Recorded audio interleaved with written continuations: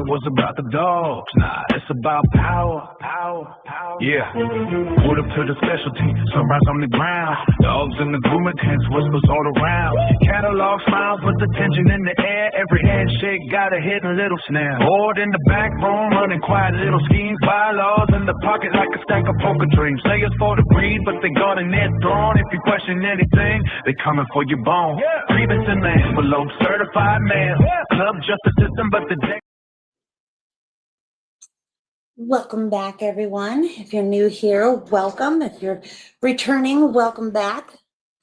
So it's day 5. I think they're only going for this week, maybe. Maybe there's more. We'll find out. I didn't watch the second half, or I watched a little bit of the second half. Then I got busy doing other things and didn't end up watching the second half. So maybe we'll go over the second half of the rest of the stuff. Sorry, just getting stuff together here. Bulldozer, front end loader, things shared. Oh no. Yeah, we had right now it's 73 degrees and it's 10:46 a.m. So we're not expecting heat, I don't think. Yeah, it's only going to get to 84 today. I don't think we're expecting high heat. Yeah, 84 is the high today. Next week's going to be hot. It's going to be in the 90s. I got to get my grass mowed. So hopefully I can do that. Do it this weekend. So today I wanted to show you, oh, what was I saying? Oh, go over some of the afternoon stuff, do that kind of stuff. Didn't eat breakfast this morning, so I have that stuff sitting here. Oranges for my girls. They love oranges. So I have that and some cashews and stuff like that. Anyway, yeah, I hope you, let's see, what do you say? It's hot here. Yeah, look at the weather saying extreme heat. Maybe if any rusted bulbs, it encourages it. Yeah. At the end of yesterday, they had, oh, the ballistics expert. Okay. Yes, that's what I wanted to show you. So I don't know if this will go against the TOS or whatever, but this is for educational purposes only. So I wanted to share this screen to share this. So let's see if I can, so that people understood, because it was pretty much.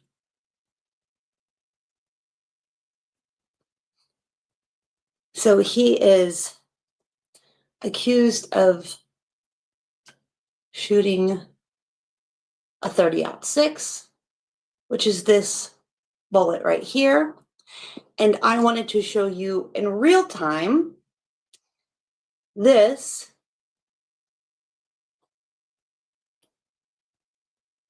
is an unspent casing, and this is a 338 Lapua. So this is what it looks like in real time. This is what I have. It's unspent. This is what a spent casing looks like. This is for educational purposes only. YouTube, educational purposes only. Yeah, so it's not a small round. This is a spent casing.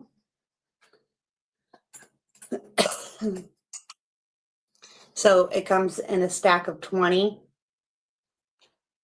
just so you know. But this is what it looks like, so that everybody gets an idea, because when they're talking about it and you've never seen one before, you have an idea of what it looks like. Now, I'm 5'7",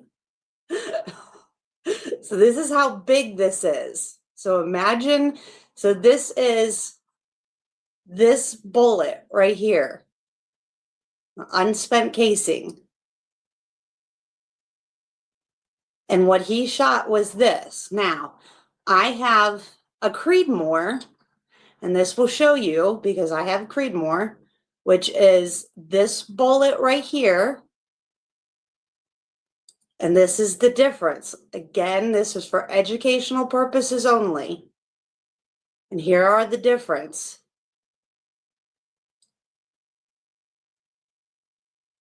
I hope you can see this. And so the 30-06 is between these two. So, and the reason I'm showing is because most people don't understand what it actually looks like in real life when they're talking about this going through his neck. So it would be between these two. So you're looking at a very small difference for a 30-06 to go through his neck. And this is why people have a problem with how did his head stay on? Because you're looking at what this bullet is right here. This is unspent. Is this right here? This is 6.5 Creedmoor. That's this one right here. Again, this is for educational purposes only. That's this bullet right here. What he is alleged to have shot is this one. Now, what we're looking at, see if I can put it in two hands or in one hand, is stepping up to this. This one right here is this bullet. So it's only stepping down to this one. The smaller one in my hand is this one.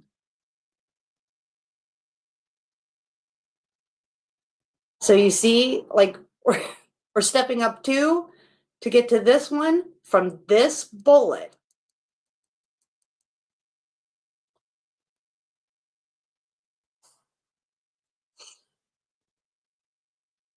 Okay.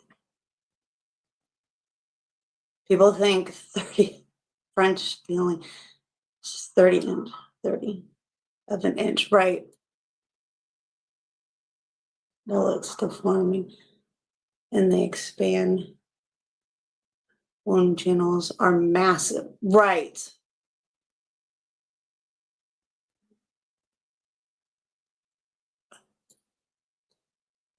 I can't spell either, right? I know I'm reading what you're saying, right? So, I mean, and that's why I wanted to show it in real time, because if you look at it against my hand, like I said, I'm 5'7". So, like, when you're looking at it, and again, this is a 338 Lapua.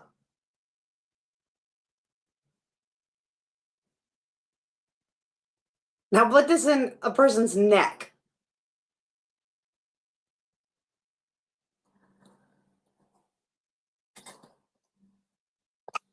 And that's why I wanted to show it in real time. Because when people start to think of what these are and how does this make sense, you put that in my neck. I mean, you've seen how big that is. We're only stepping down to this little bit. When you're looking at the size of this, it's hard to believe.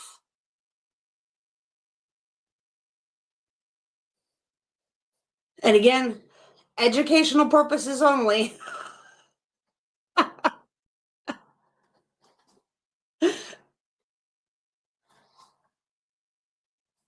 I just wanted to put that in real time because people try to like, a lot of people haven't seen these type of guns or try to see,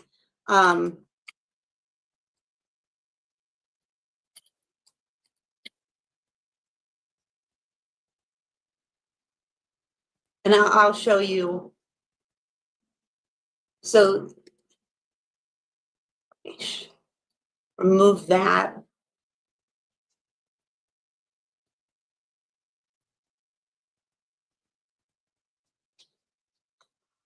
Window. Okay, so this is my Lapua. And so this bullet goes into that gun. Again, educational purposes only. But that gun fires this bullet.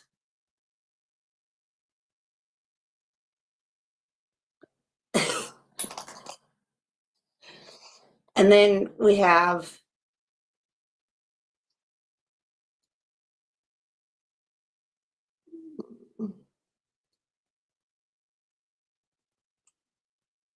and I think that the reason I'm doing this is because a lot of people they can't, like, if you're just talking and they've never seen those type of weapons or ammunition, they have no clue. And so this can all do, so, oh yeah, of course that happens.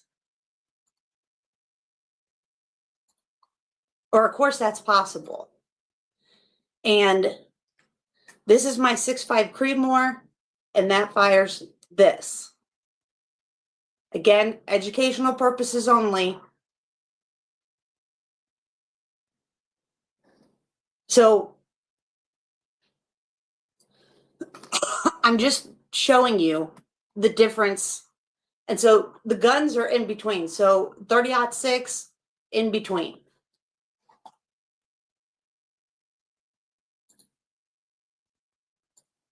And that's why I wanted people to see in real time what everything looks like, what they're explaining to you, what the bullet sizes look like, and how this could even be possible, that even makes sense, and why gun enthusiasts are like, what?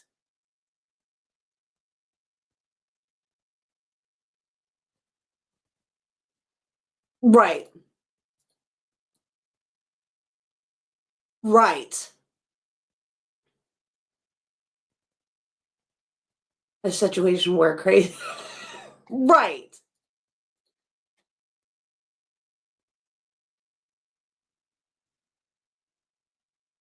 It's a crazy story. Exactly.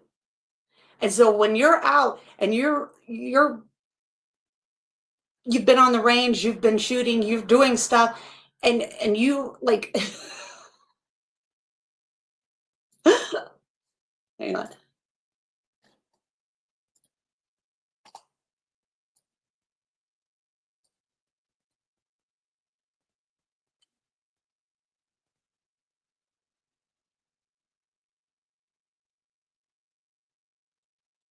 Show you another picture.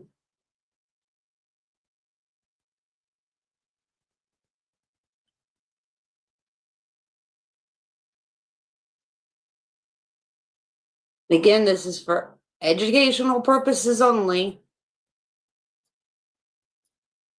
And I don't know what all we're allowed to show and not show, but like when you're shooting this far with those guns, and it still makes a difference, you kind of go, that doesn't make sense. And when that's your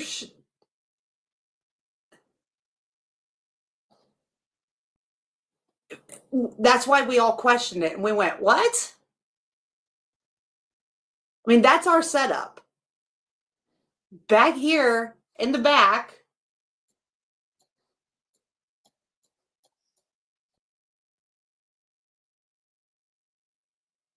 that's them checking to see where we shot, like 1,000. So when you're doing that, you kind of go, huh?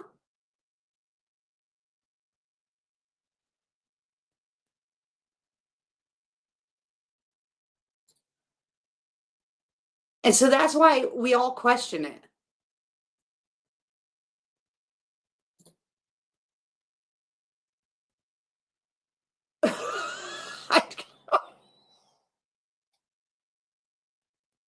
Right. Yeah. And that's the thing, right? So when you're out there and you're actually on the range and you're doing it and you're getting proficient at doing all this stuff, you have to literally say that's not correct.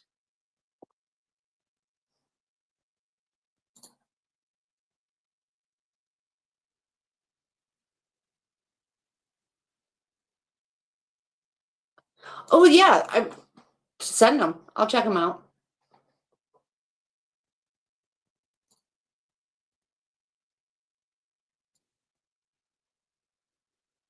And so that's why we, okay.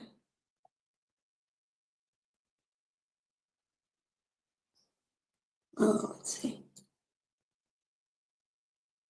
Wow, they're up early today.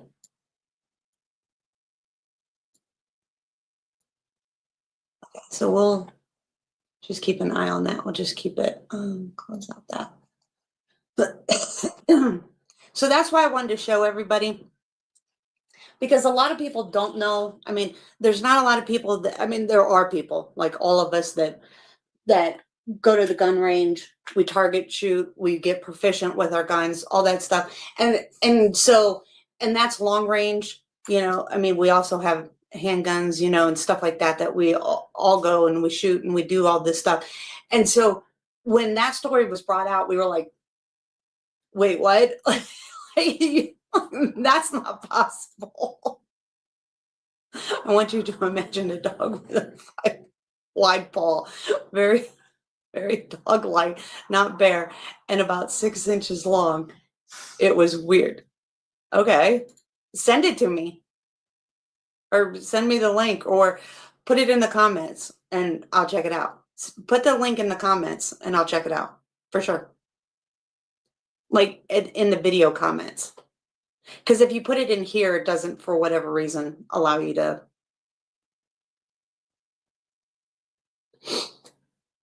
But yeah, I'll, or put it in the post in the channel, and I'll check out anything you want me to check out. Do you know how to do that? Like where you make, like how I make posts all the time on the on the actual channel. Just say, hey, check this out, and put a link to the post, or a link to whatever you want me to check out. Like in the community post.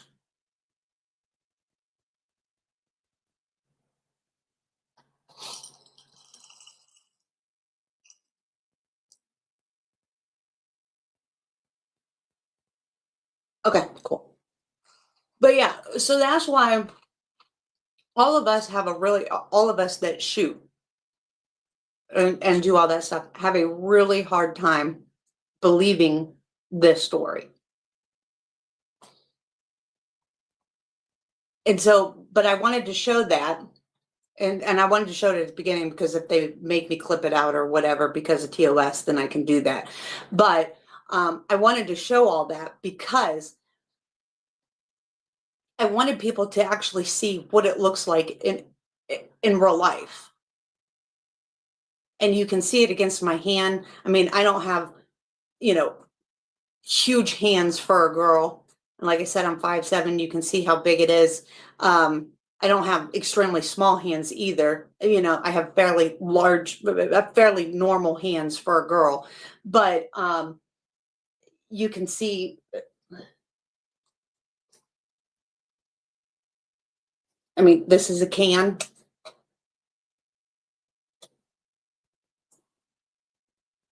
So you can see how big it is.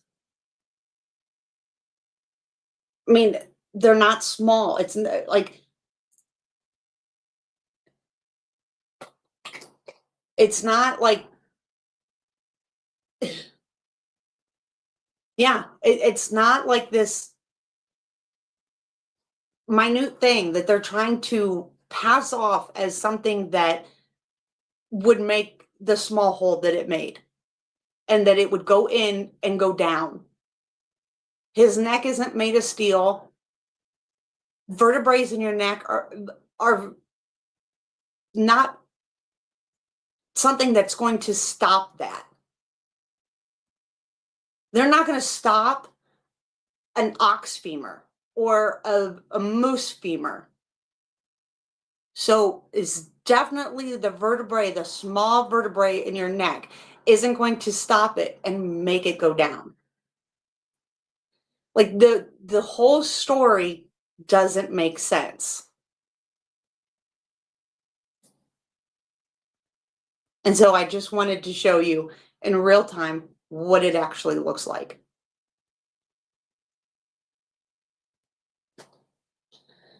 Because it's just crazy.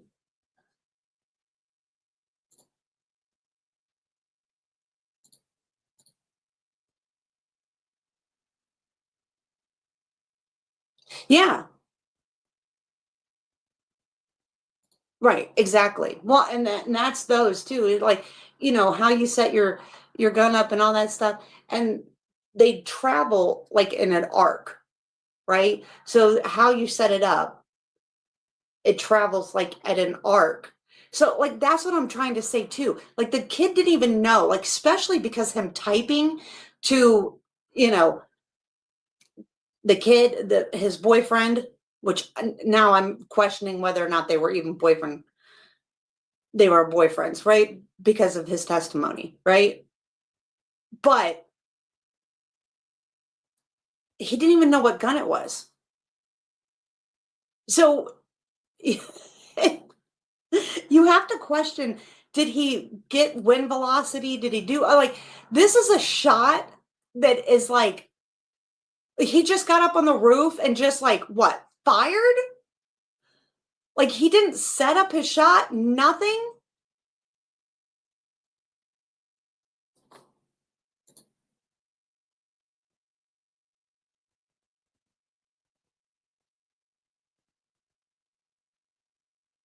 They didn't trace the bullet back.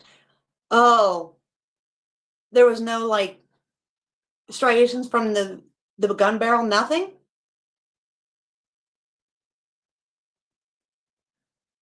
See, I have to watch that because that leaves reasonable doubt.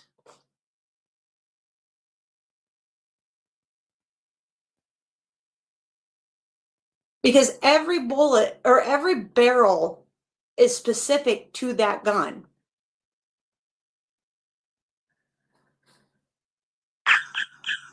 That's why you do ballistics.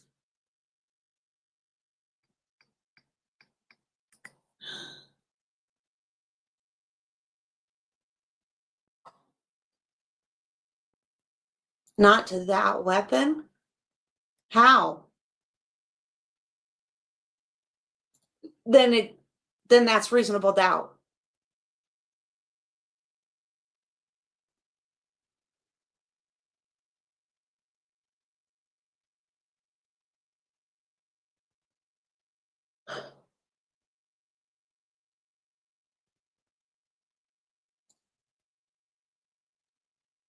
Right.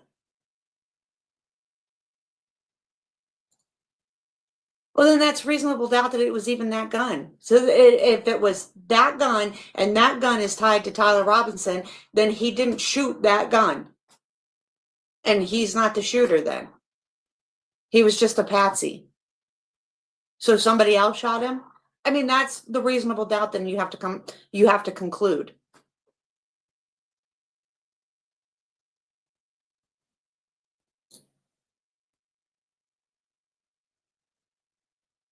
Oh, they're going to push it through. They're going to push it through because this is the narrative that everybody wants to go with. But it doesn't make sense. None of it makes sense.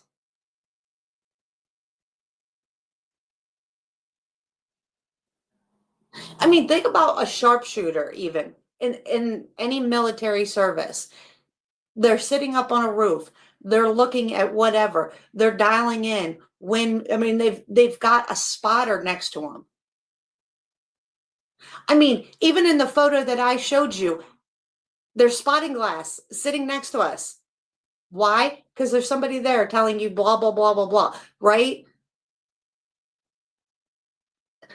I mean, even the greatest snipers have a spotter.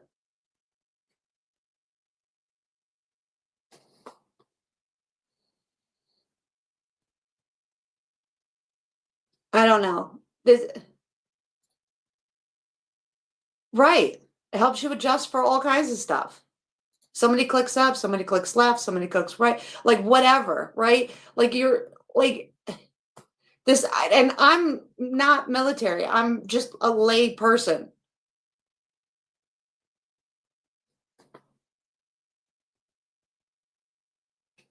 Right? And then you like, you hit your target. Okay, you need to go so many clicks to the left. You need to, whatever, because you didn't hit the mark, right? Like, and I'm trying to be very careful of what I'm allowed to say.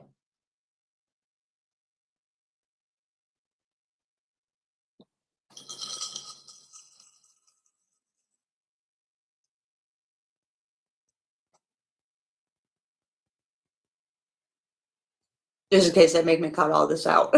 For educational purposes only. Don't do anything to anyone, anywhere, at any time.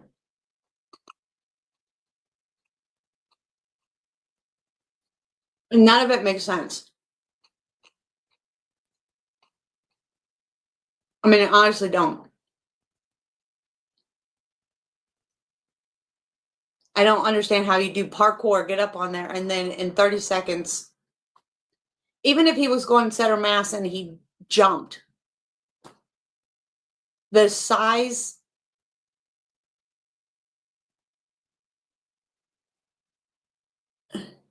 of the entry wound doesn't make sense. And there's no exit. None. And his head is still attached.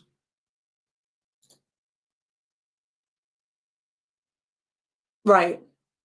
That's what I'm saying. That's why I'm trying to be.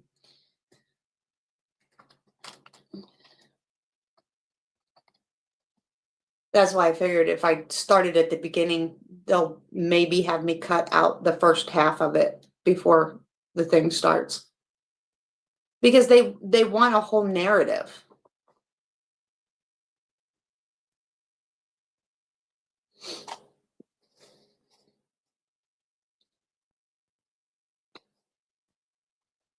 And we're not allowed to deviate from that. I mean, you can on Rumble, but you can't here.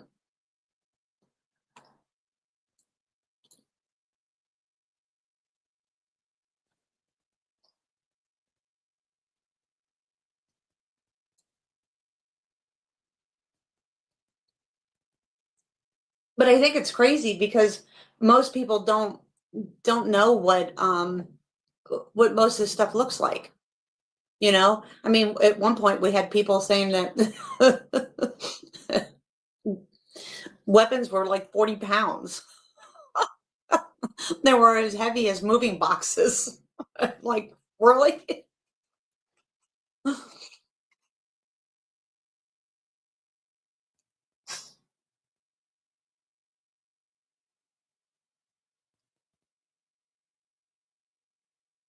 Right.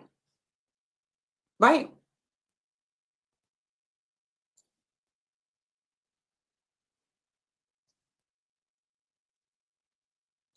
Well, the thing is when you start to push so hard to believe one story,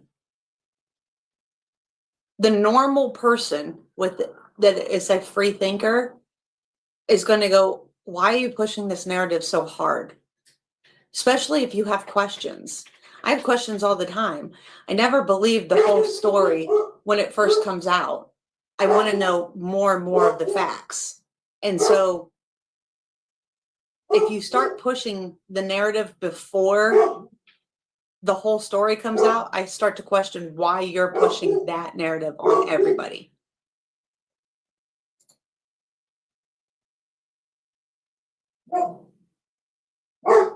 Right.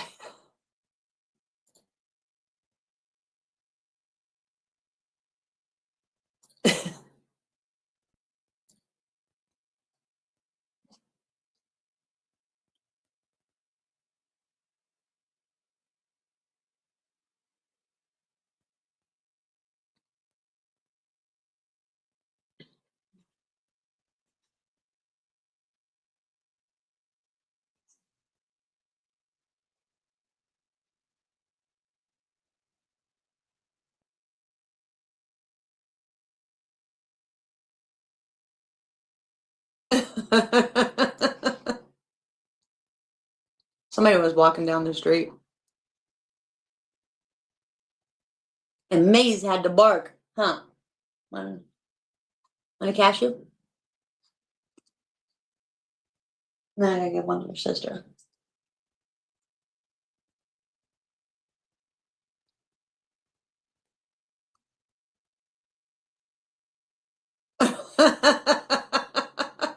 Right.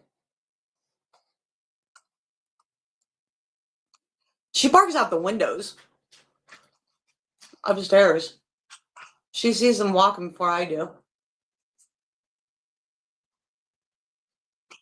Right?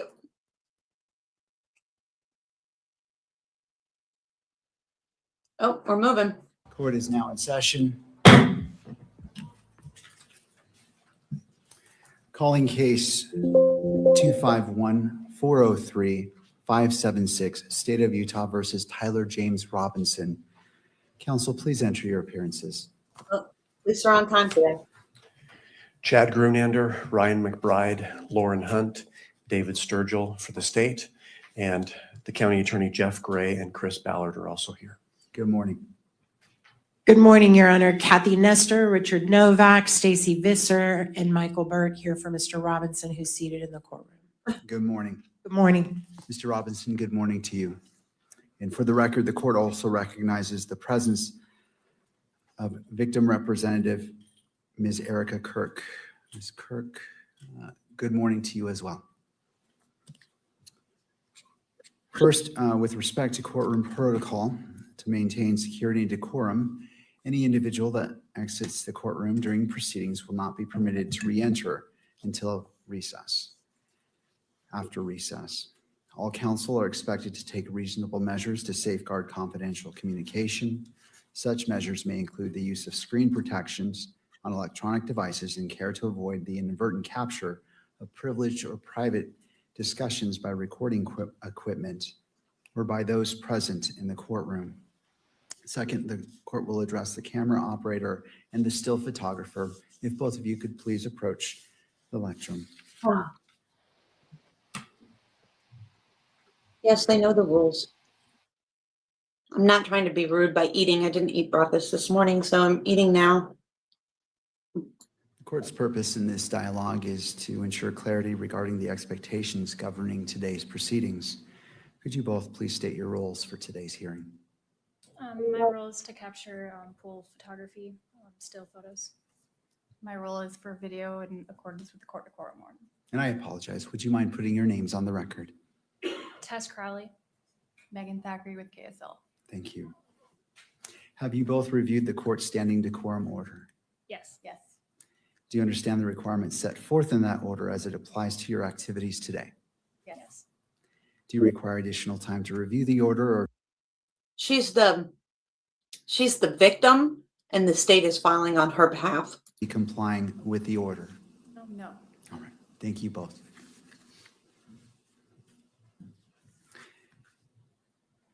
Before we begin this morning, the court wishes to acknowledge the importance of the safety, dignity, and well-being of all those who are present or who may be present during these proceedings, including the parties, counsel, witnesses, court staff, and members of the public. The court is also mindful of its solemn obligation to protect and uphold the constitutional rights of Mr. Robinson and Ms. Kirk.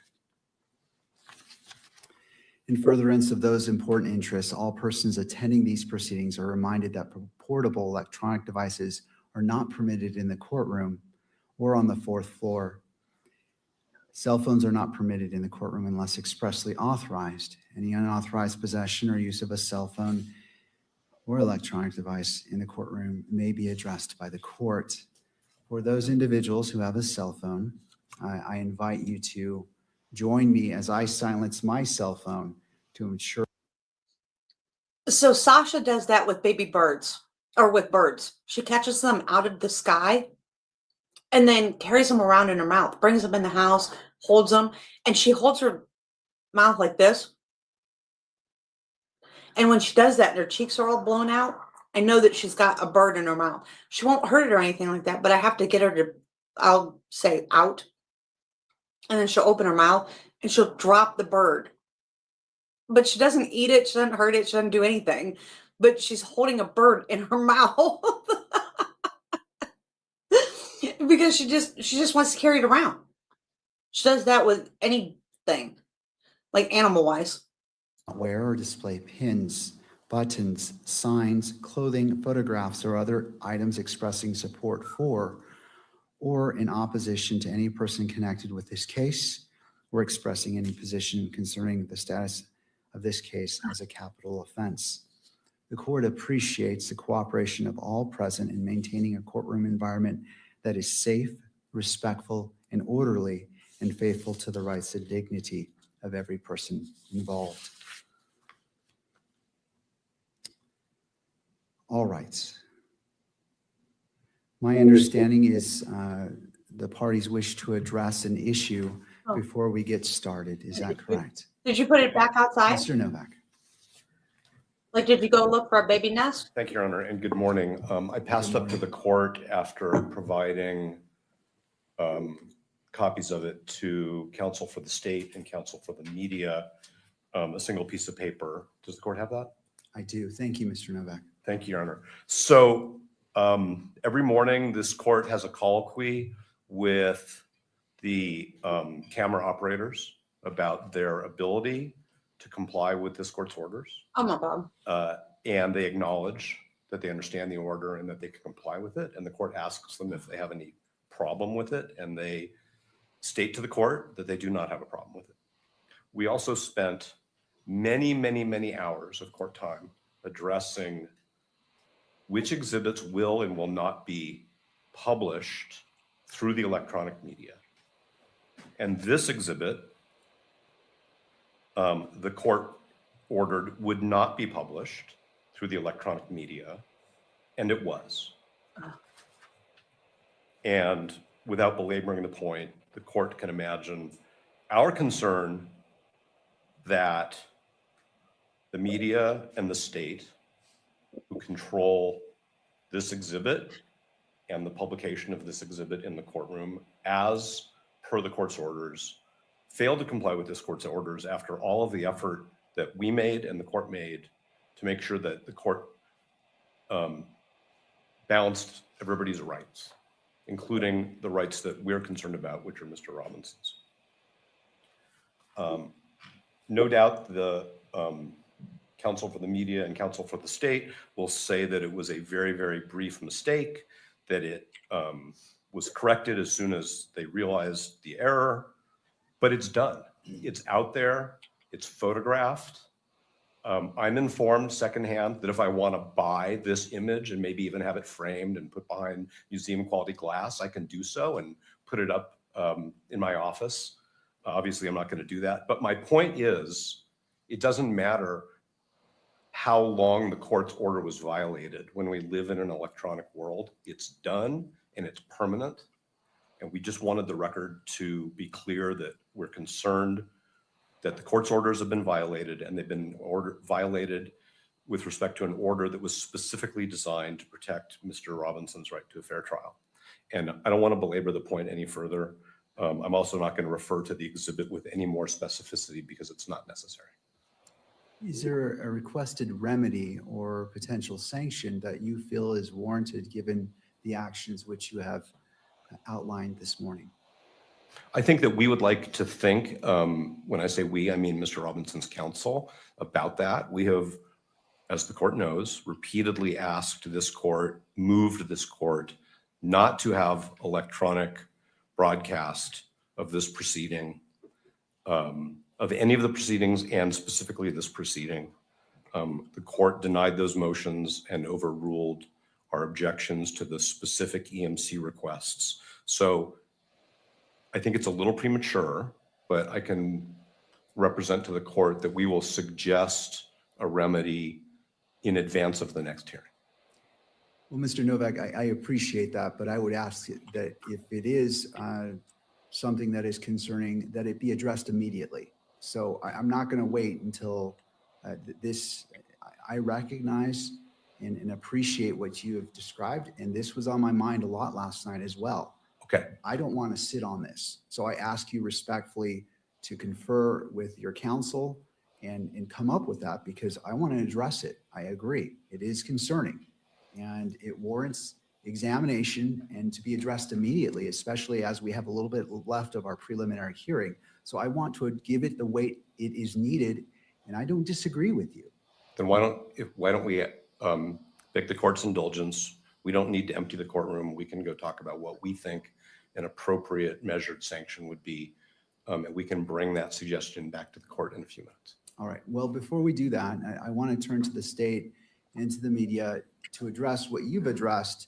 And then obviously if there's a part two, then therefore. And I appreciate the invitation. And I also appreciate the court's desire to address the consequences, if any, immediately. Thank you, Mr. I was not Novak. trying to delay it. I just think it's an issue which warrants some thought. The court has said it gave it some thought. We will have a suggestion very briefly. Thank you. Turning to the state.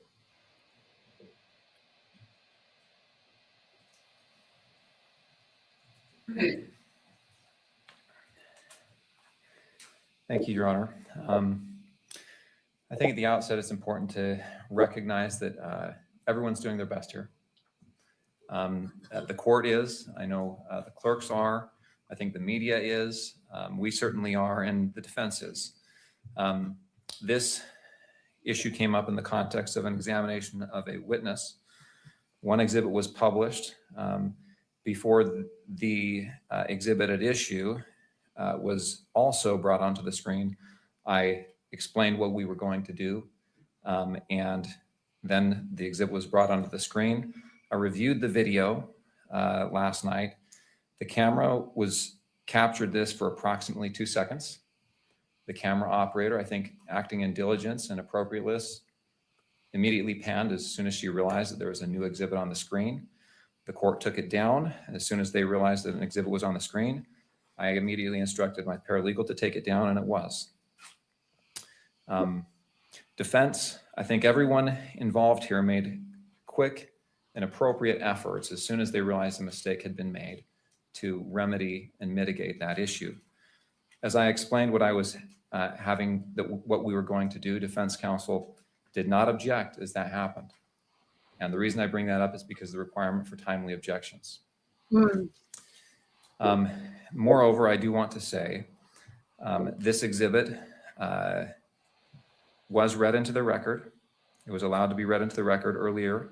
It is also in an earlier pleading, which is the information. This portion of that exhibit, I understand, is in the information. And it is largely cumulative of Exhibit 16 and 16.1, which were previously admitted into evidence and published to the media. Finally, we are going to be dealing with a lot of publicity when it comes to media coverage. And I think that's really where the remedy is going to be addressed. I understand there may be a remedy that can be fashioned today to prevent this kind of thing going forward or going on in the future in this hearing. But I think ultimately that's where this will be addressed. Any other questions from me, Your Honor?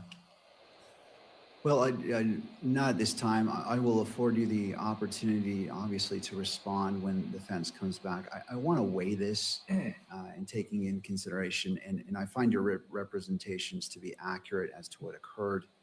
I believe that I noticed it and asked for it to be taken down because I have a live stream on my screen for that very purpose. And the sequence, I believe I made note, and if I'm wrong, please correct me. It's been a long 4 past days, but that's the only addition that I find to the representation. And certainly, Mr. Novak, feel free to correct it if you believe the sequence was any different. I just want to make sure a clear record is being made of what happened in order for whatever happens next to be appropriate and proportional to the actions that occurred. No, and that's consistent with my memory. And I also reviewed the video, the live stream as well in preparation for this issue today. So that's exactly what I think happened. From my perspective, examining the witness, I did not have a view of what was being published to the public and the media. And so I think the court immediately, as soon as it recognized that, brought that to everyone's attention. Thank you, Mr. McBride. To the media. Right? I feel like I should like speed it up. Good morning, Your Honor. Good morning. Appreciate the opportunity to be here to speak on behalf of the media. I think our understanding of what happened is consistent with what both the defense and the state have said here.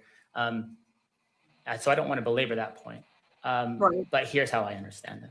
There's two exhibits at issue. Those exhibits were used yesterday in part because the juxtaposition of those two exhibits might have provided some sort of benefit to the court. The first of those exhibits was asked to be published through all three of the court's phases. The court said it will be admitted into evidence, be shown in the courtroom, will not be shown on the cameras. That happened about 3 hours into the hearing. That all went smoothly and well. That operated exactly as it is intended to. That requires the participation of everyone, the court, the defense, the state, media, camera operator, all to do that well.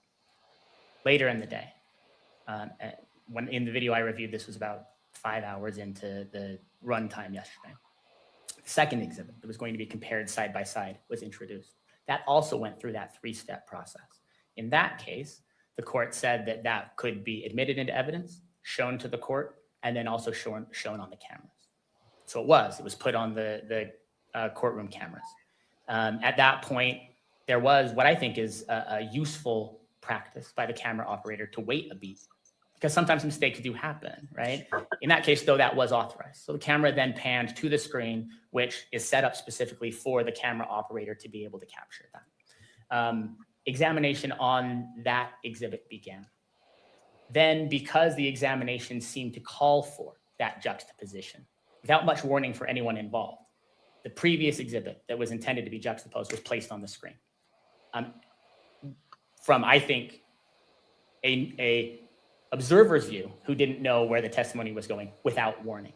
The camera operator, I think quite astutely, within seconds, recognized this is a different exhibit. And recalling the court's prior order, recognized I should pan off, and did within seconds. I think at the time that was happening, the court also caught that and said, let's not do that. Now, and that was the end of it. I think the 2 seconds is about right. I don't want to minimize that. I understand the point that Mr. Novak is making.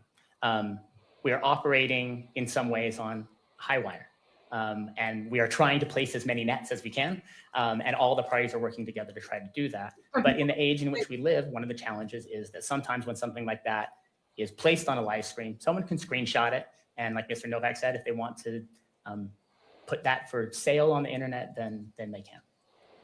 Oh, That's why working together to ensure that even small mistakes like that don't happen is critical. And the media has the media coalition that are given the opportunity and the benefit of being able to be here to run cameras and to take photographs have complete buy-in on that point.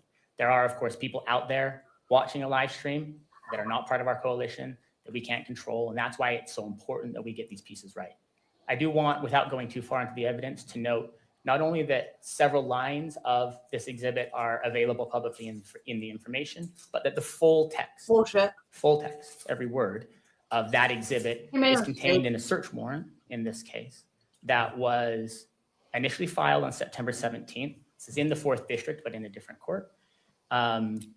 Was held for 6 months, as search warrants often are. But then on March 17th, March 16th, March 17th, was released in full. Oh, what are On they page telling? 7 of that search no warrant idea. is the full text of this exhibit. Full text. I don't want to suggest that anybody gets the right to say, well, I think it's public. The court Right. has said don't show it in the screen, but since I think it is, we'll just come back later on and tell the court it's not a big deal because Right. it's already public. It's already public. That's not how it works. If we say we think it's in the public, the court says, I understand that, but I'm going to make an order. That order should be adhered to. But I do, for the purposes of prejudice, for potential remedy, for the court's concern and the court's sleepless nights, I do want the court to know that as well. And members of our coalition have pointed out to me as we've talked about this, while we take this very seriously, it is true in this case that the full text of that, not the image of the exhibit itself, but the full text is already in the public sphere, has been reported on, and is out there. I only want to reinforce, to close, the recognition that the media, our coalition, I, as an attorney for that coalition, have an obligation to make sure that mistakes don't get made. And in this case, even though I believe that the camera operator didn't act in violation of the court's decorum order, Yeah, he didn't do it on purpose. didn't do something that was forbidden by that, that there was an order that said, don't publish this exhibit. And because it flashed on the screen when the camera operator was filming that screen, that did happen.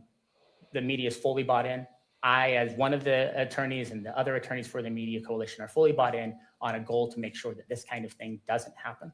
Of course, I understand Mr. Novak and the defense's need to make a record and make an objection. And I also recognize and appreciate and understand the court's role in trying to make sure it imposes whatever sort of direction, caution, sanction, response that it believes is needed to make sure that its orders are recognized and adhered to. And I want the court to know that we will understand that and will comply with whatever. We need a sanction. Thank you.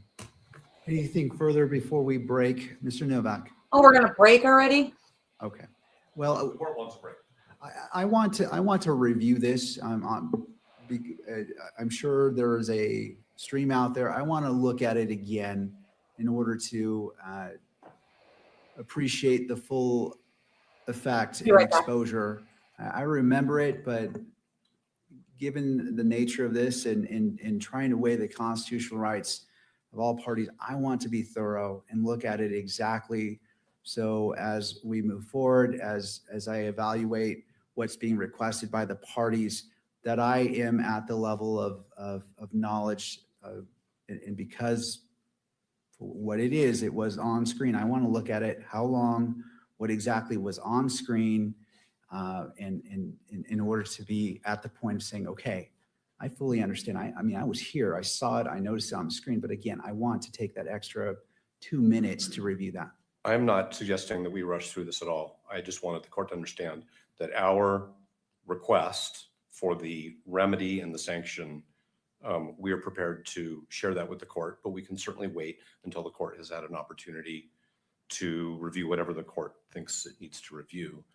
The permanence of this violation of the court order is a different issue from how long it took to correct the violation. It's a permanent consequence. In other words, that image is out there forever and ever in violation of the court's order, no matter what The words were actions the court, were already the out state, and there. the media took to remedy it, because that's the technological world we live in. So that's my response, if I may, to the arguments. But we can hold our suggestion until the court's ready for it. All right. If the parties feel it'd be helpful to confer while the court is reviewing it, you may, just so that if you choose to, I encourage it. If you don't, I respect that. A court's going to take about 5 minutes. Again, I just want to review it, to be brought up to full speed and just to have it freshly in my mind. I'm going to make one more point, if I may, and that is, this is not the first time that this has happened.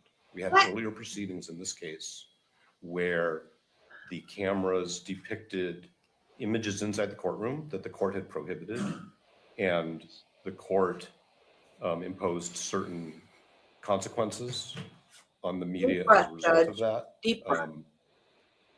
And so that's just something to keep in mind, in my opinion, if I may. Thank you. In your Right, opinion. before the court takes a 5-minute recess and to review this, does any party need the benefit of the record based off the dialogue between me and Mr. Novak? All right, not seeing any party respond. The court's in recess. We'll come back at 9:45. Court is in a brief recess.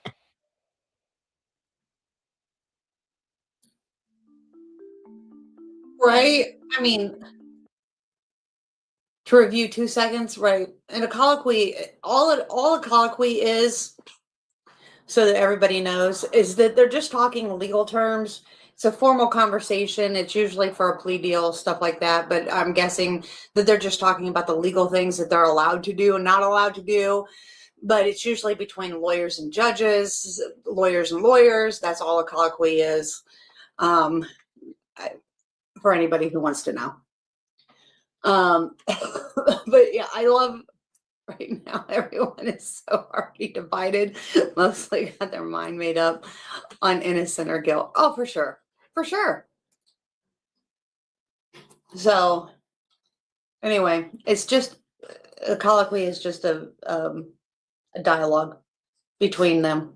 I don't know why he didn't say we just talked. I mean, I know he's trying to use lawyer jargon and stuff like that. So, but just so everybody knows what a colloquy is.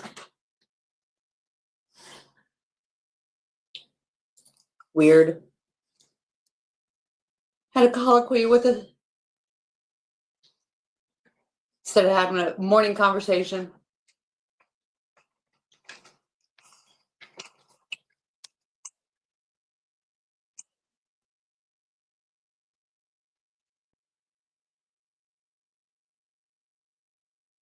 And the thing is, if I were a lawyer, I'd say, oh, parlay. Yeah, parlay. I'd a parlay. I'd a parlay. I don't know. My good sir, shall we have a parlay?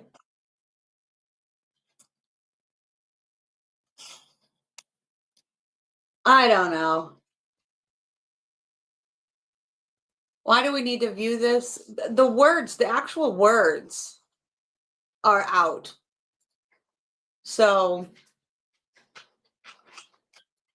he got a little bit of the text. Is that what they're trying to sell? I didn't know somebody was trying to sell it. Is that what he's saying? Is somebody's trying to sell it?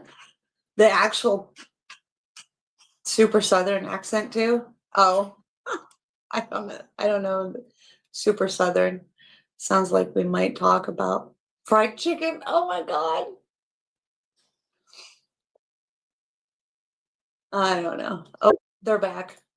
Maybe? No? Oh. I don't know.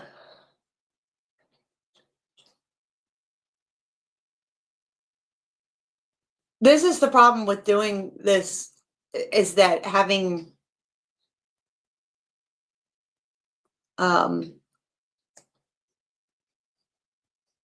trying to be transparent and trying to also lean towards the fact that in case he tries to do the on appeal, he can't say, well, we object to this, we object to that, we object to life in general. I know that he's trying to lean more towards that for any appeals. So he's trying to protect the record for everything, but holy shit. I mean, if it's out there and it's public knowledge.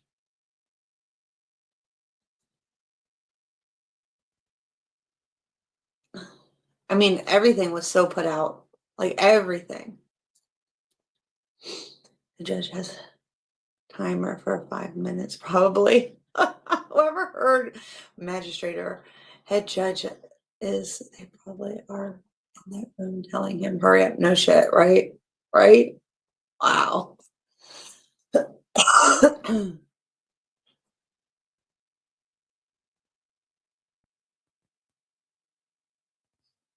It's crazy.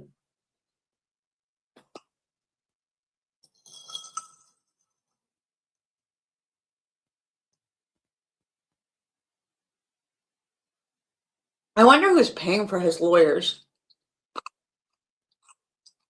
Gotta be his parents, I would assume.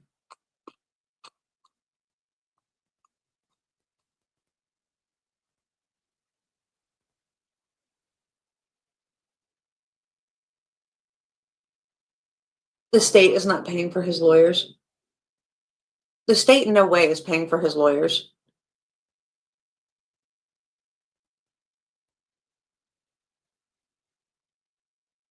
That would be conflict of interest if the state was paying for his lawyers and prosecuting him.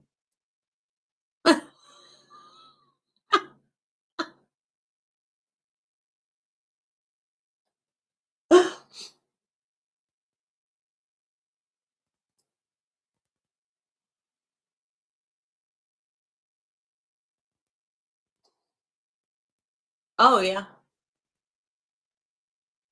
Yeah, but they might have done it pro bono. It's a big case. They get him off, that's a big notch in their belt.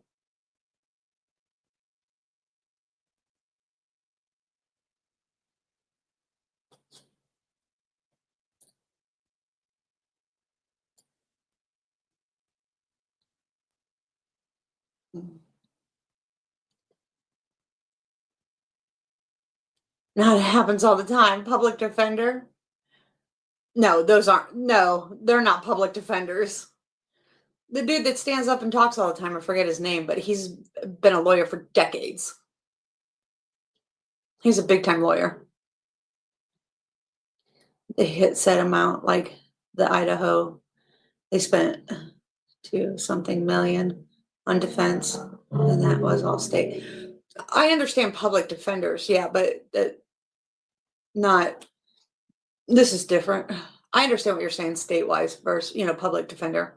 He's not a public defender. The woman Nestor, I believe, is public defender. Really? Kathleen a public defender?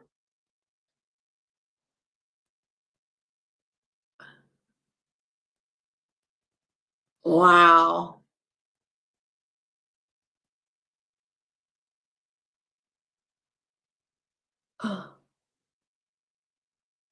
Okay, I see what you're saying by state now. The state's paying for it.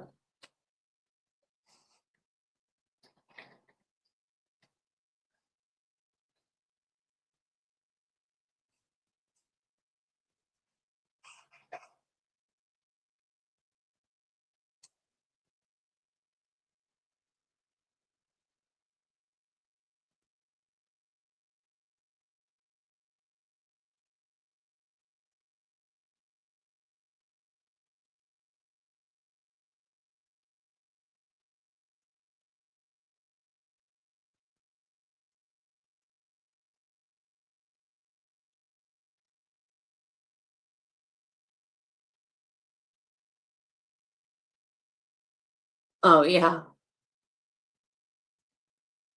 Well, I think it depends on how much you want, how much you want the fame around you. Like I said, you get them off. That's a big thing for your name, but also it depends on what side of the aisle you want to be on. Because this is pretty political. You know what I mean? No matter how you slice it, it's very political.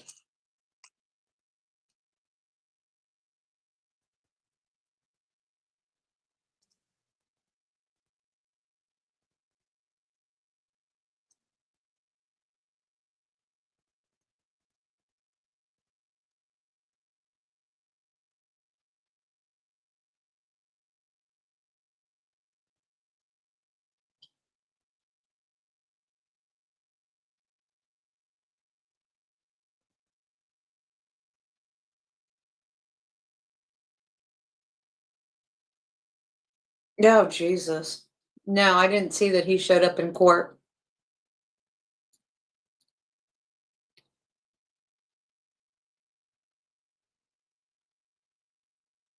Oh. Is that above the judge?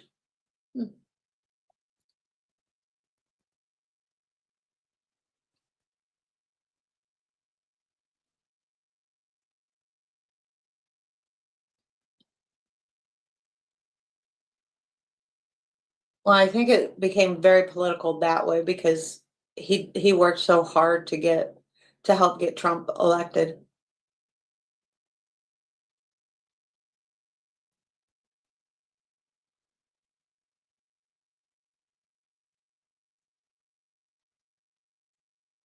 Yeah.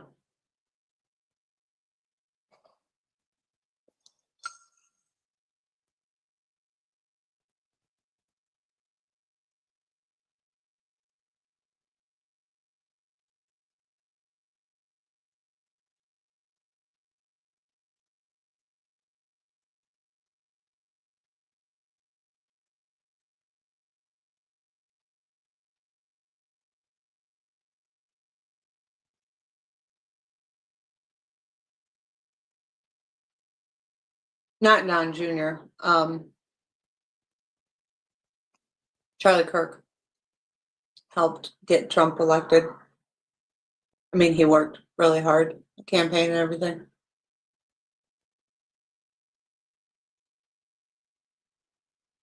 From what I understand. Like I said, I didn't start watching him until maybe a month before. But my husband did watch him a lot.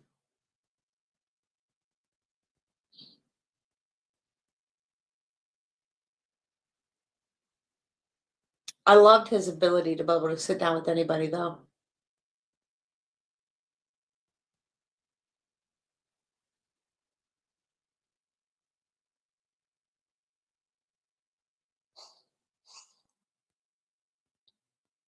It's a rare trait in this world.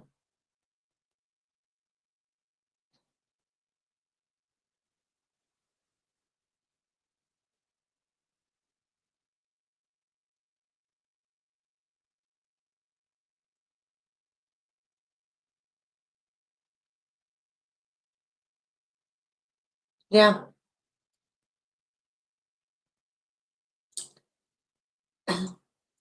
People are too emotional nowadays. They don't think logically, they think with emotions. I think that's why people can't sit and talk. They think everything that you say is directed towards them or about them versus just using logic. I think a debate is trying to change the other person's mind. It's not, it's just an exchange of ideas, right? And trying to see the person's worldview, right? Like when I ask questions and stuff of other people, I'm trying to understand their worldview, and I'm willing to sit down and talk to people and trying to understand their worldview and it, and how their ideas may differ from mine, and even maybe the way that I think may be different. But if you can explain to me how you think and stuff, it may change my mind. It may. It may give me an idea that, hey, I didn't think of that before.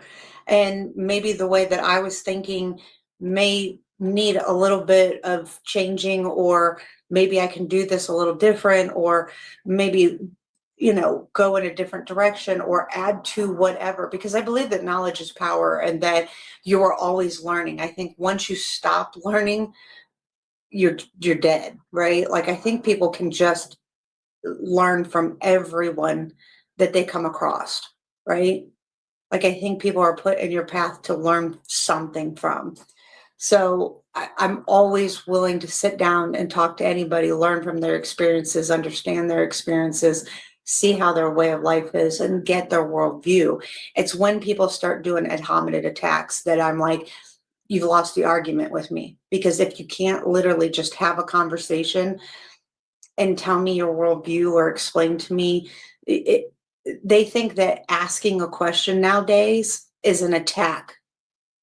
And you're not allowed to ask questions. I'm not allowed to question why you think this way or believe that way or why you do things this way, because I may do something different. And so I'm asking why you got to that conclusion, or why you do something this way or that way, or whatever it is, the question that I have. I'm literally trying to learn that thing that I'm asking the question about, or question that thing of why you think that way. And somehow that's just an attack. You can't just ask a question. It becomes an emotional thing. And I don't understand that. Questions aren't allowed to be asked anymore. Right.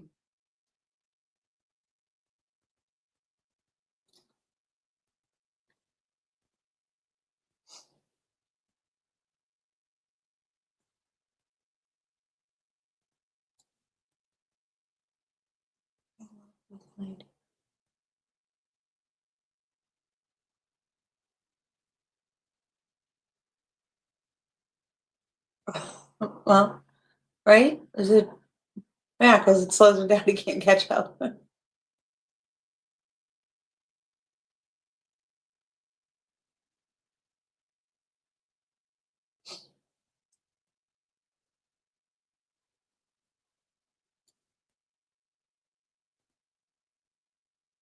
Right. Right. And that's the truth. And I'm always, I mean, that's the thing is I'm always trying to learn. And that's the thing too. So I'm Russian. So being Russian, I speak with passion. So everybody always thinks I'm yelling. Like when I'm really passionate about something, I get animated, like, and people say all the time, "Oh my God, don't yell at me." My husband will say all the time, "She's not yelling. She's just passionate about what she's talking about." And so I'll get animated and I'm literally just like trying to explain my point, but I get really passionate about a lot of things and people right away, they're like, think I'm mad. I hardly get mad at a lot of things. And I mean, I get mad at people treating animals bad, but I just try to understand why that's the go-to or whatever, things like that, But like, again, that's just emotion. People right away, as soon as you raise your voice. If I talk to people like this, it would be fine. But if I get passionate about something I'm talking about right away, I'm mad. So then they take it personal and it's not the case. What first generation, like someplace, the more you believe or hold an opinion, the louder you speak. Yeah. Yeah, first generation. Well, my dad came over on the boat, so yeah, first generation.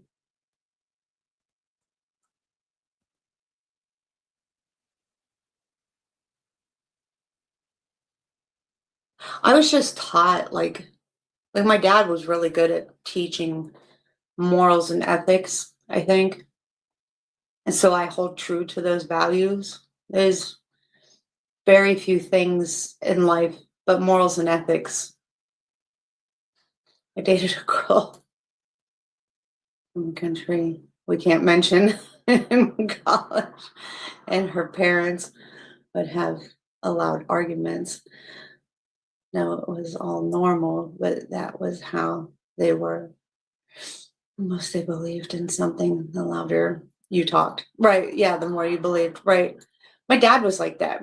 You always knew, like, when my dad was mad about something, first he'd yell at you in Russian, but he would curl his tongue and he'd yell at you, curl his tongue, and he'd yell at you in Russian. It's funny. But that's the only time. Other than that, I mean, he'd speak with authority. My dad was a man, right? But not today's man, right? My dad was a true man. But for the most part, he would speak. But when he was really mad at you, that's when you knew he was mad, because he'd yell at you in Russian, but he'd curl his tongue and bite it. It was funny because he was so angry. But other than that, we were loud. I laugh loud. I talk loud. A lot of people laugh now. They are wishy-washy on their morals. Right. Yep. Yep. My daddy instilled in me morals and ethics. Very much so.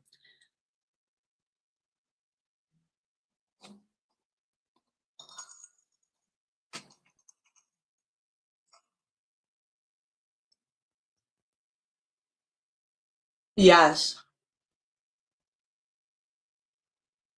I don't understand that. And I don't understand women who want that type of man. Like, I can't imagine that. Like, I can't imagine that type of man. Like, I don't even consider them men, right? I don't know how you have daughters or to look up to that type of, like, how do you teach them to go out and look for men when that's what you have as a husband or a boyfriend or whatever that aren't men? Like, to me, that's just unfathomable. Like, I married a man because I was given an image of what a man looks like. Today, you don't see that in the world.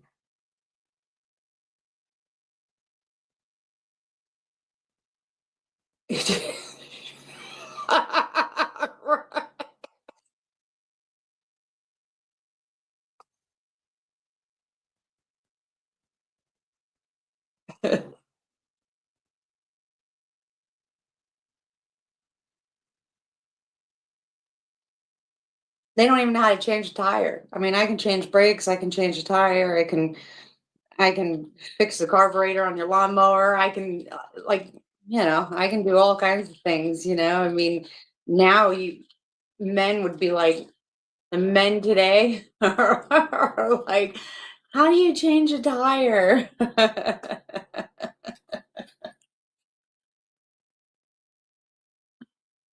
I have a husband that I can look at something and go, I want this. And he goes, I can build that.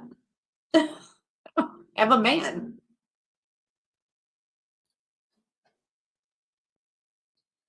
And nowadays, marry other men. Worthwhile. Maybe like, a quarter of one. Maybe that's what it is. I don't know.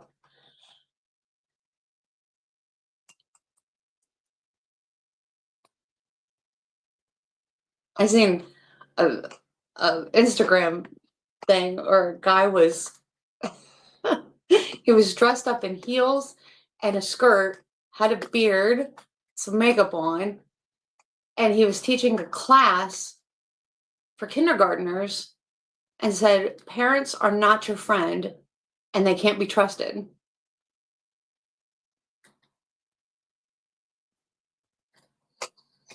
And I'm like, wait a minute. I agree, parents aren't your friends. They shouldn't be your friends. They're there to teach you, to guide you, to discipline you, to show you the ropes. They shouldn't be your friends. That's the problem with today's world, is that every parent wants to be a friend. Work, my manager, some mechanic, diesel. Well, and one guy's broke down. Boss and me will go help. The one guy, we aren't busy. I show up to work with angle grinder tools and welding rods. I have yet at work, even no major things happen. Yep, sounds like my husband. Stay on. He will tell us about selfish children. Right.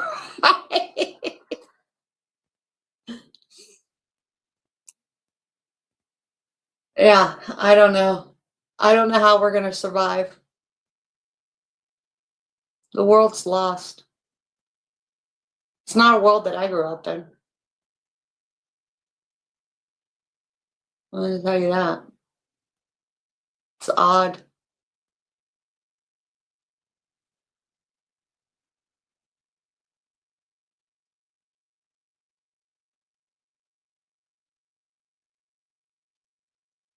Yeah.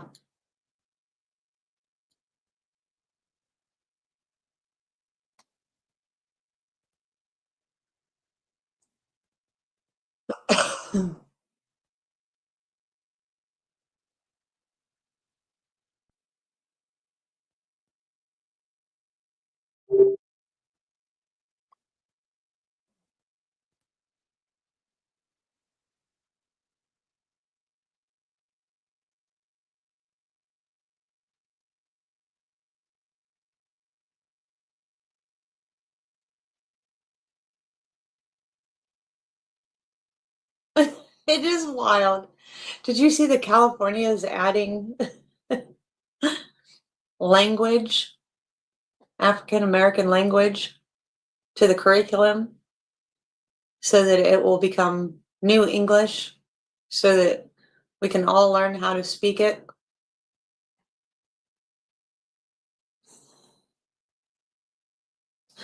So that will become proper English or whatever. It's wild to me. It's wild. It's not proper English. But that way they can pass English. I'm blown away. Instead of teaching them English and raising them up to speak English, we're just going to do like some kind of Ebonics or something.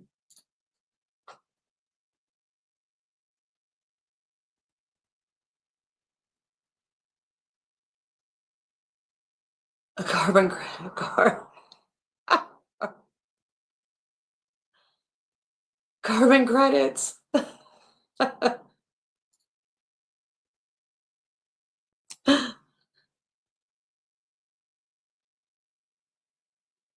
Right.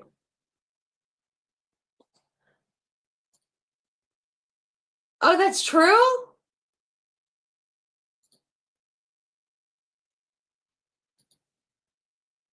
Oh my God. I didn't see that.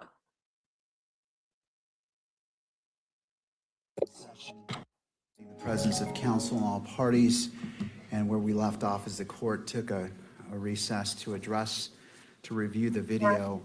And I appreciate the patience of the parties as well as everyone in attendance when it comes to constitutional matters and balancing constitutional rights and transparency.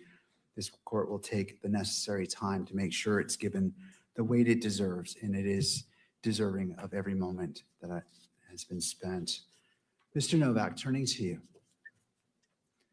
And perhaps before you begin, let me go ahead and make a record of what I noted that is at issue. And after I put this on the record, That's why. certainly if either side wishes to be heard about the court's understanding, I welcome your comments. Exhibit 24 was displayed on the monitor visible to the media camera. Exhibit 16 was displayed on all monitors and appeared on the live stream for approximately 3.5 seconds. The camera operator redirected the camera before any party called attention to the display of Exhibit 16. Approximately 16 seconds later, the court observed the image and stated, "Let me stop you, Mr. McBride. I'm not sure. Is this being broadcast?" Mr. McBride responded, "Let's take that down." The full text of Exhibit 16 had previously been made public through a search warrant that was publicly available on or before April 2026. Right. The portion displayed on the monitors did not contain the full note and consisted of approximately 78 words. Approximately 15 of those words were included in the information filed on September 16th, 2026. In addition, the full note was read into the record during the preliminary hearing. The court previously ordered that Exhibit 16 be admitted into evidence and permitted its display within the courtroom, but prohibited its publication through the camera used for the live stream. And that concludes the findings of the court as it relates to this issue. Do the parties wish to be heard before we go into what you're requesting about the record on what occurred?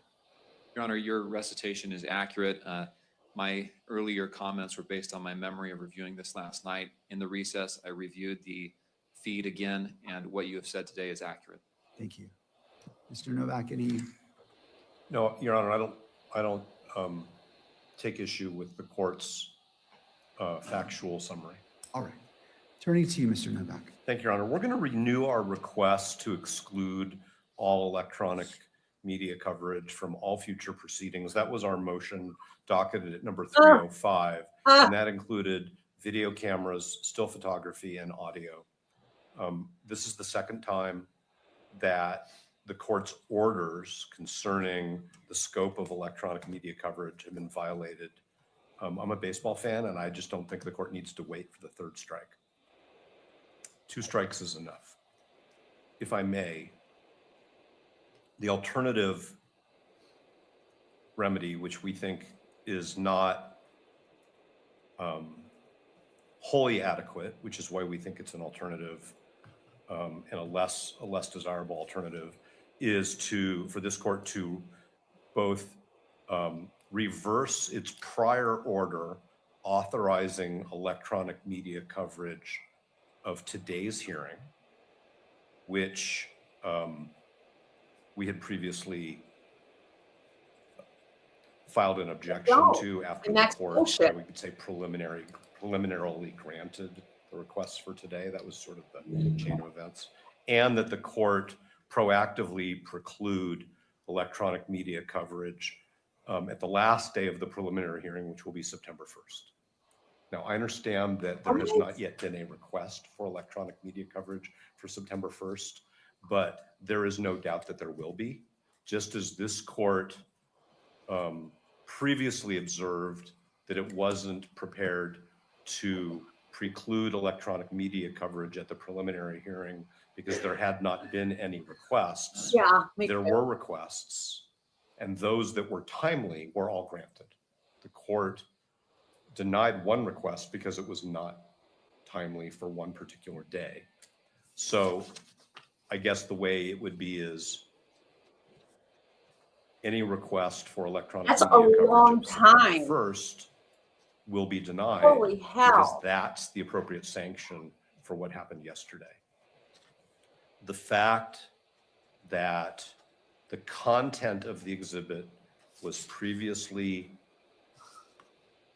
summarized by the state in certain documents which became public because the state didn't take It was any an action to seal accident. them beyond the Jesus. 6-month period. The fact that the contents of the exhibit were read Calm in open down. court is not the issue. The issue is when the court issues an order, everybody must comply with it, and there are reasons for the order. And the reasons, as this court stated, are to protect Mr. Robinson's right to a fair trial. It So was no doubt that the court balanced those prior ways in which the content of this exhibit had already been disclosed when the court decided that there would not be electronic media coverage. That's a fact that we have all known of that exhibit. That's a fact that we've all been aware of as we've gone along. So to summarize, and then I will stop because I know we still have a witness here, and of course the court needs to hear from the state and counsel for the media, I suspect, is we would like the court to reconsider its order denying motion 305 and grant it for the balance of all of the proceedings in this matter, or as an alternative, the court prohibit any further electronic media coverage of the preliminary hearing, which includes September 1st. Yeah. Thank Thank you, Mr. Novak. Thank you very much. Turning Right. to the state and then to the media.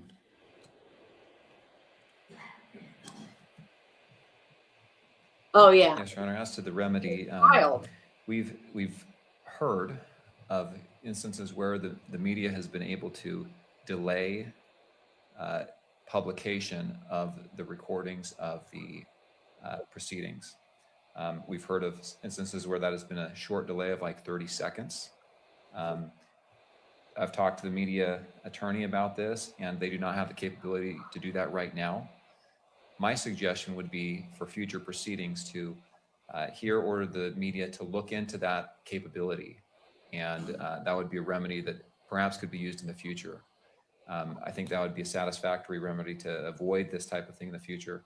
As to the other remedies requested, we have one witness. The final witness, well, the defense has one witness. That witness is a ATF DNA forensic biologist. And I assume that the Right. exhibits that will be admitted through her will be of that nature. We've already, in fact, admitted the report that she is going to be testifying to. The reports, I should say, that's exhibits 30 and I believe 30. They don't want any information coming in Yeah, so I untitled. don't think we have, and those have already been published. I don't think we have the same risks or, I'll just say risks with her testimony as we do with some of this other evidence that has already been admitted. Thank you. To the media.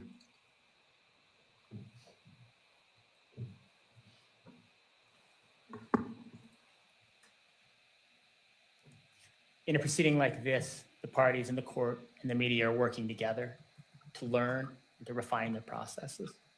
I hear Mr. Novak's remarks about challenges that we've run into in the past. I recall, it hasn't been that long ago, a time when the camera was placed in a location in the courtroom that was causing challenges. The court moved it. When there were challenges with aspects of the court's ruling, the court reiterated those, and those processes improved. We are getting better at this. media is on board and recognizes the court's obligation and its significant efforts to balance the interests here. In light of the court's ruling, including its recognition that the media operator in this case beat almost all of us to the punch, right? And saw what was happening on the screen and moved away as quickly as they could. Me too. We believe that the procedures that the court currently has in place, even if they don't, every moment of every hearing, deliver the result that we are intending to deliver. Those processes are working. I don't believe that a further adjustment, much less a sanction, much less a revisitation of something that says, let's keep every photographer, every camera out of this courtroom for every proceeding, in light of the court's well-reasoned and exhaustive rulings after long briefing on all of this. The court is currently balancing these interests correctly, and we therefore ask the court to allow the parties to recognize that the time we're dedicating this morning represents a reiteration of the importance of these principles. The media and the parties all recognize that. We'll continue to endeavor at all times to do all that we can to ensure that those are adhered to, and let the parties go forward under the current procedures without further order or sanction by the court. Thank you. His voice doesn't match his face. Any further arguments before the court issues its ruling? Thank you. And just updating my notes as I'm intending to issue this ruling right now. I'm just making sure that I'm capturing all the points made in the argument right now.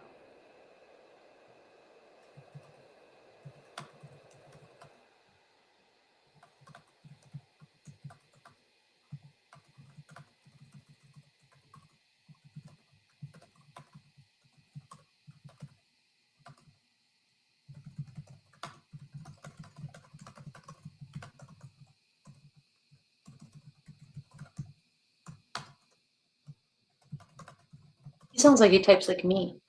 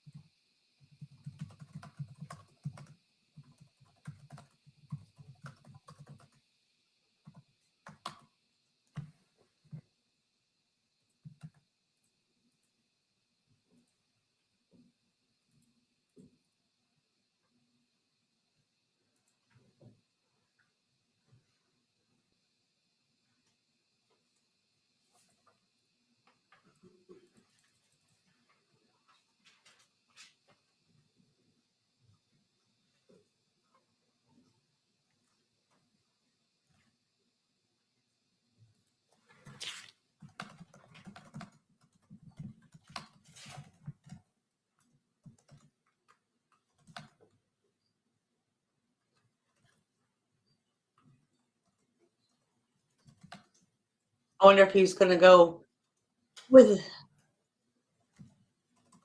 the same thing that she said. He shot my husband in public. Why can't we see the trial in public?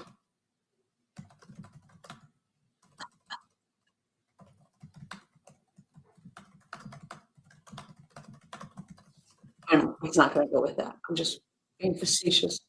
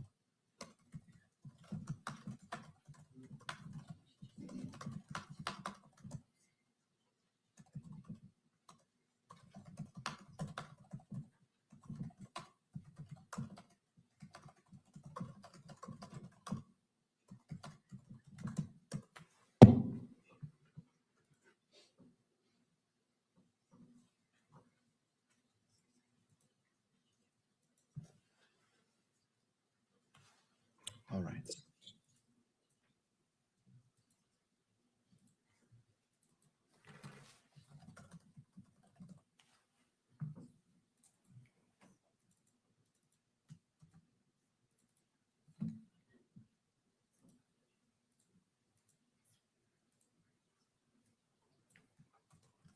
I'm almost done. I appreciate the party's patience. This issue rises to the level that necessitates great care. And as my practice, I don't like to rush or make snap decisions. And I want to give this the full analysis that it's due. So thank you again for your patience.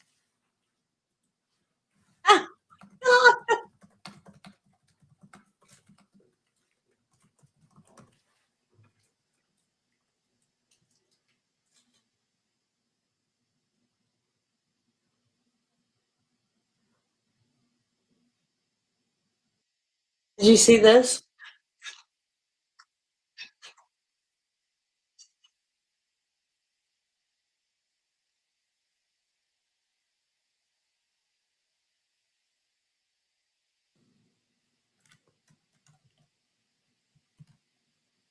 All right. Court will issue its ruling on the request by defense. The constitutional rights of Mr. Robinson and Ms. Kirk are paramount. Although transparency in judicial proceedings is a fundamental interest, it must be balanced against the constitutional rights of all parties. Having considered the arguments presented by counsel and having reviewed the events that occurred yesterday, the court finds that its order prohibiting the publication or broadcast of Exhibit 16 by the media camera was violated. The court agrees with defense. This constituted a violation of the court's order. Compliance with court orders is essential in all proceedings and is of particular importance given the nature of these proceedings. With respect to defense's request as a sanction that the court reverse its ruling on defense motion 305, motion to exclude cameras, the request is respectfully denied. Oh, thank The God. analysis underlying the court's prior ruling remains unchanged, and the court adheres to its reasoning and conclusions. With respects to the defense's alternative request as a sanction to prohibit all cameras and electronic equipment from today's proceedings, thereby preventing the electronic capture of the proceedings for those inside and outside of the courtroom, the request is granted in part and denied in part. Oh, Effective immediately, members of the media shall no longer capture or broadcast any exhibits displayed by the parties during today's proceedings. The court finds this sanction to be proportional and appropriate in light of the violation of the court's prior order. The court reserves this sanction as it relates to September 1st. It is not before the court. There has not been a request for electronic media coverage, and the court won't issue a pre-ruling. When it becomes, that request has been filed and all the deadlines which the court has imposed in regards to the MC filing are in place, if motions are filed, the court will entertain motions in brief argument ahead of the September 1st hearing and address it at that time. This is the ruling of the court. Thank you. Turning to the defense, if you wish, you may call your next witness. We would like the benefit of the record before we start taking evidence today. Yes, Mr. Grenander, and I'll allow all parties, given the ruling of the court, briefly. And I'll be brief, Judge. And this is in relation to the continued taking of evidence today. And I'll start my statement, Judge, with something that was very insightful that you said the other day. You mentioned, and I quote, "Sometimes you need to take time to save time," close quote. And so that's my purpose for standing up here this morning. We have spent the better part of a day, a little over 5 hours, I believe, hearing from witnesses that the defense has called at this preliminary hearing. And no doubt the defense is entitled to call witnesses at a preliminary hearing as allowed by the rules. But I think it's important that the court remind all parties about the purpose of this hearing. This is a probable cause hearing, as Your Honor has repeatedly stated. The defense has invoked the the term reliability many times. And the court, frankly, has found the evidence that's been admitted, the testimony. As a gatekeeper, the court has found it reliable. It's been presented. The exhibits have been found reliable. So any questions of additional reliability are really questions of credibility of the witness and weighing of the evidence.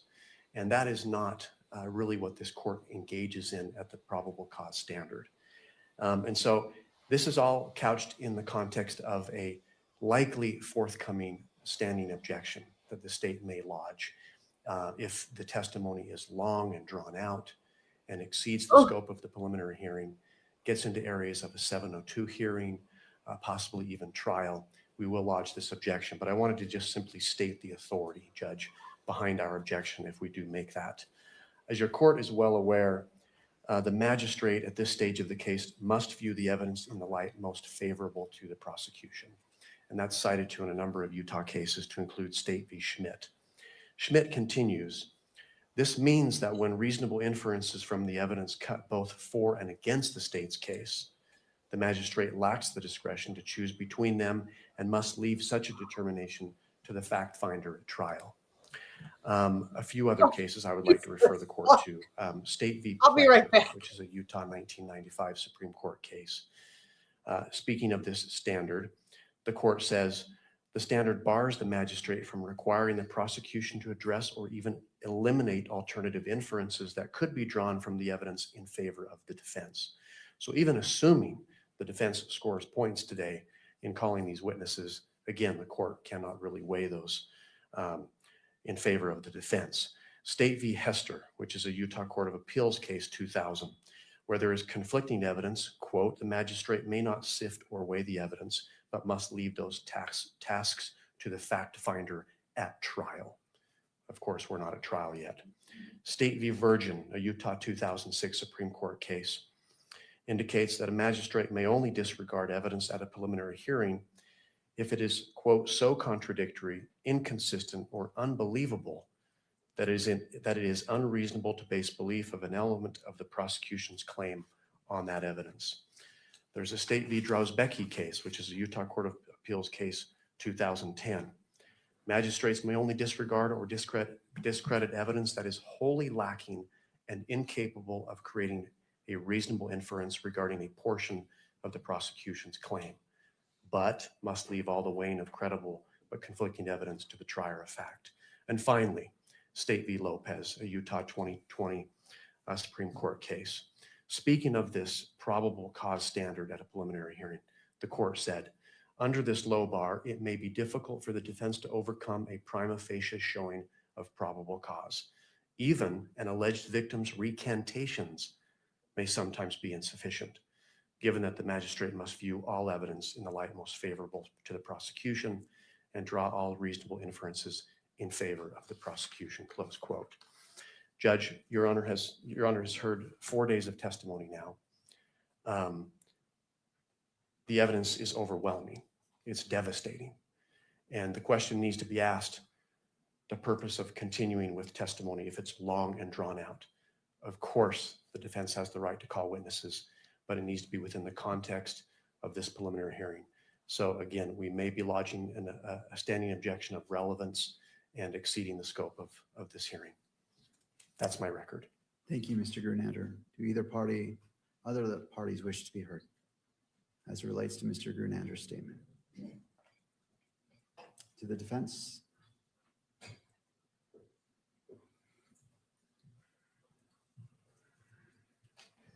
I'm not sure what was being requested by Mr. Grunlander. As I indicated to the court during the testimony of the last witness, we had discussion with the state prior to the start. We had a scheduled date for the court to rule on objections. And the purpose of that hearing was so that we wouldn't have to fly witnesses out from the East Coast if there was going to be a standing objection. Prior to that hearing taking place, the state contacted us after they had participated in interviews of Ms. Oliver and the other experts, and indicated to us, and we indicated to the court, that there was going to be no standing objection to the testimony of these witnesses. So if he's lodging a standing objection now, I think he's waived it. or he should be stopped from asserting it given the circumstances. I didn't hear that he was asserting that, and I intend to keep this next witness focused on the issue that I think is relevant, which is the state presented DNA reports through a non-expert. They selectively read into the record a portion of those reports, which left an extremely misleading impression of the significance of that evidence. So I have the author of the report here, and I'm going to hopefully educate the court on what the limitations are of the report, and that's it. I hope to be done with the witness by noon, direct and cross, and that will be the end of it. All right, thank you, Mr. Burt. And before I have you call the witness, just want to make sure that the media had well, I'm not sure if the media needs to be heard on Mr. Grunander's response. All right, thank you. All right, Mr. Burt, you may call your next witness. Thank you. Call Miss Oliver.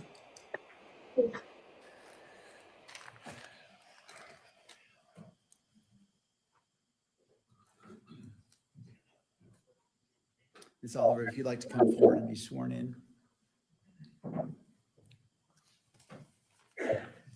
You do solemnly swear that the testimony you shall give in the case now pending before the court will be the truth, the whole truth, and nothing but the truth, so help you God.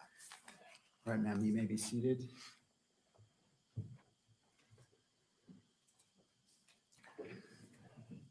And there's a water bottle to your left if you wish. Now, if you're seated, if you wouldn't mind adjusting that microphone, bringing it close to you to pick up your testimony from today.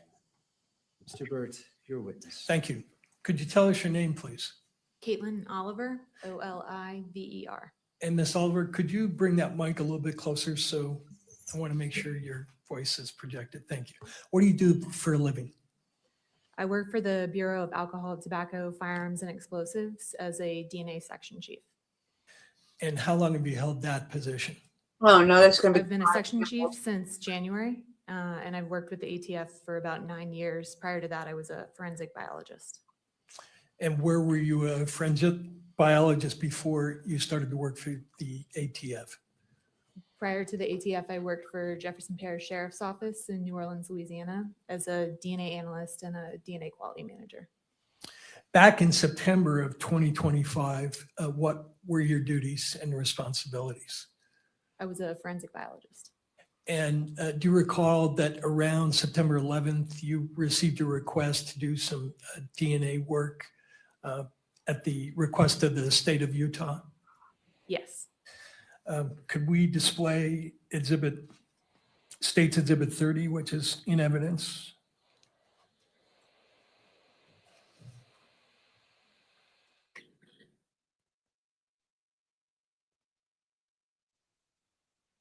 So they're not allowed to put this on the screen. It's already been in evidence. Can't put it on the screen.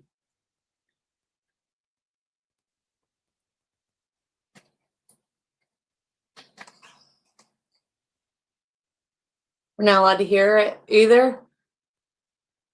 The 5 samples.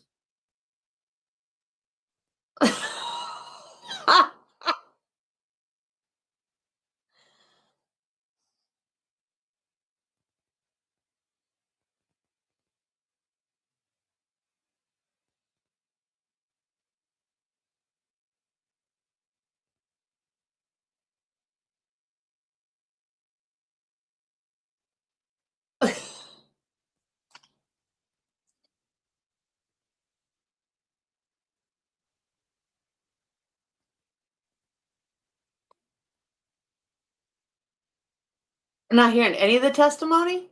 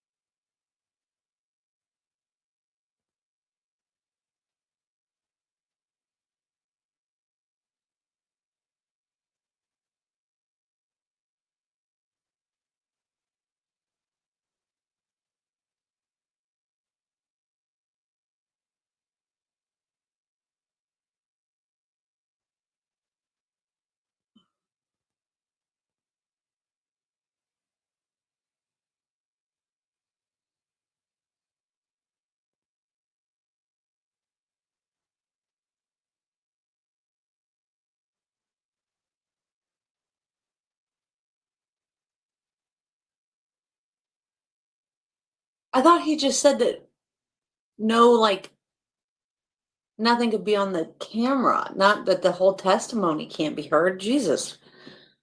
What is the point of being live?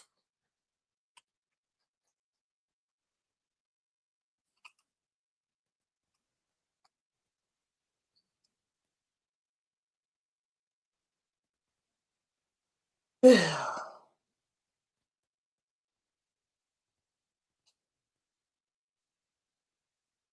instance, the next sample down, 1.2, where the state read paragraph D, admitted paragraph F.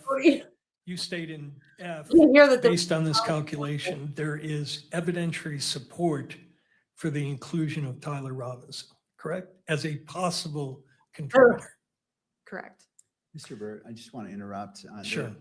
I was made aware of a question about the media as it reflects this order.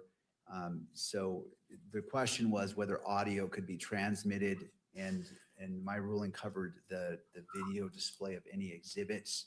And so I just want to make sure that's the understanding of all the parties, that the audio of your portion discussing evidence is that you understand that that's going to be captured by the camera and displayed, but not any exhibits displayed. Is that your understanding? That is my understanding of the court's ruling, yes. Oh, well, To then the state go back. and to the media. Yes, Your Honor, there might be concern about the actual monitors, the counsel table, and That's what my understanding was too. And so I don't understand why we missed that. That's why I give my notation to begin the morning that the parties are responsible to monitor their monitors. And that's there because they're entitled to view it, but they're responsible to ensure that the monitors, as the camera is picking up the courtroom, it's directed not to focus on the monitors, but inevitable capture may occur. And that's why that instruction is given. Your Honor, Jeff Nine on behalf of the victim representative. You cannot see it in court. So I don't know if it was great for us to I understood it better than the lawyers. I don't understand what you're saying. It's not being published on this It's not one. being published on the monitor. Right, the order of the court based as a sanction is no exhibits will be displayed. In the court entirety? As it stands right now, yes, that's correct. But we can still hear. Please approach the lectern. His wife's stupid. Your Honor, it's just hard for the victim's family to be able to follow the evidence if everyone but the victim's family is able to view the exhibits here in court. Thank you, I appreciate your concern. This monitor is not on either. So it's only the attorneys. The attorneys have a right to view what exhibits are being displayed, to make their motions, objections, and to see it. It is the court's discretion on what's displayed in the courtroom for publication, and the court issued a sanction given the events of yesterday, and that's the court's ruling. Your Honor, I just asked the court to consider the victim has the right to be present, obviously, at the hearing, and the presence without being able to see the exhibits, again, it's our position, is not meaningful. Thank you, I appreciate your concerns. Mr. Burke.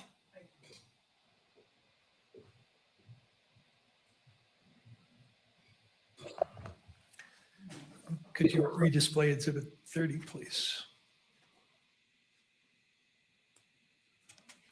And again, while he's doing that, that same conclusion where you include the language. What a Go circus. back to that page, please, 5. Wow. Use the term, there is evidentiary support and possible contributor. I want to focus your attention on the words evidentiary support. We've had a prior witness testify that from the FBI testified that they use a scale and they characterize the support along the lines of strong. Are you familiar with that type of a scale? Yes. Does your agency employ that scale? We can come to 5 conclusions at our agency. So there can either be exclusion, limited support for exclusion, uninformative, limited support for inclusion, and support for inclusion. And I take it from what you just said, you don't use these qualifiers strongly the word strongly include, things of that nature. Yes, we don't use a verbal scale at our laboratory.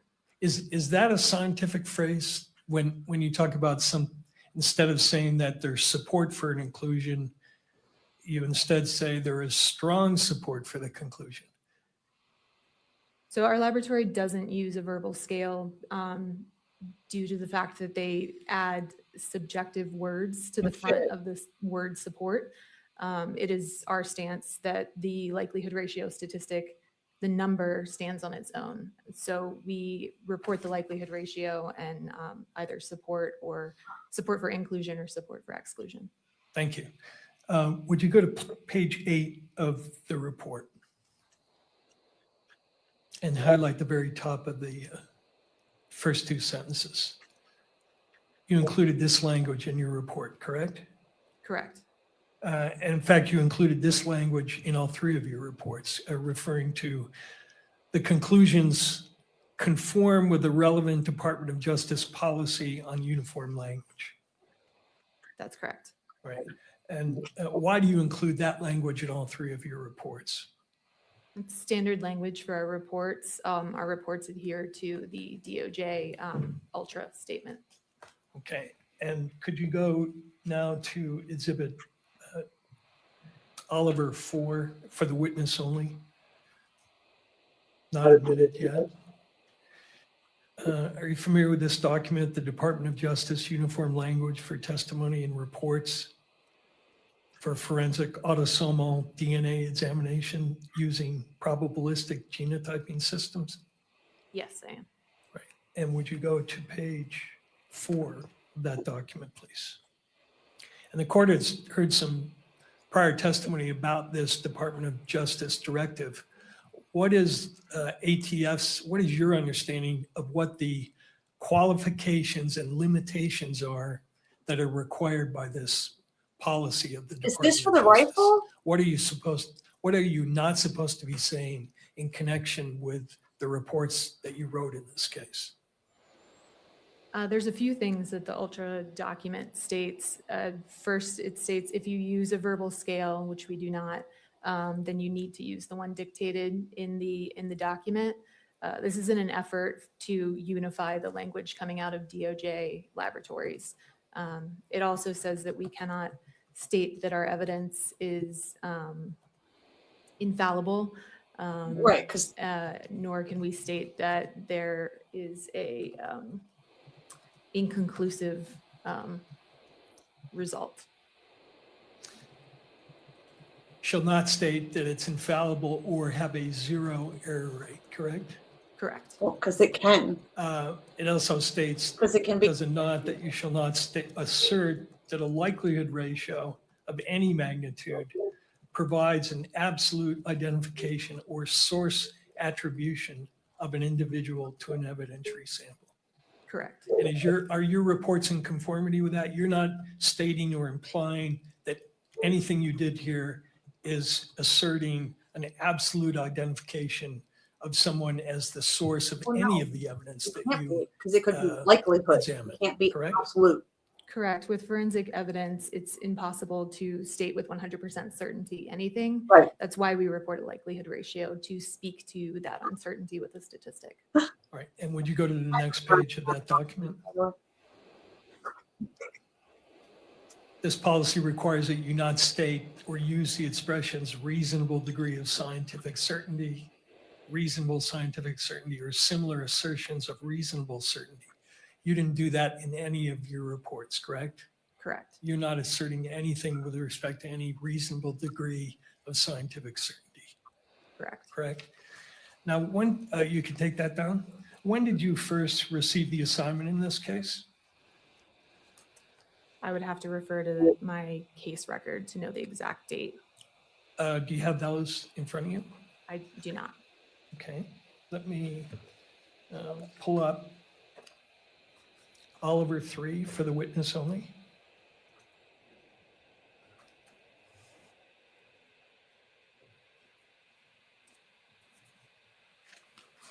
And go to the third page. Does that third page help refresh your memory on when you may have received this case? Yes, on September 12th, 2025. Okay. Is that when you first started doing work on the case, do you think?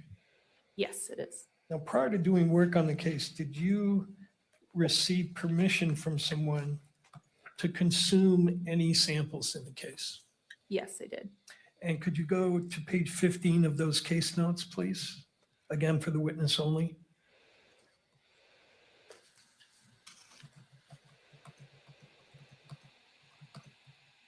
Do you recognize this email? Yes, I do. And can you tell me what the email is and what information it conveyed to you in connection with your examination?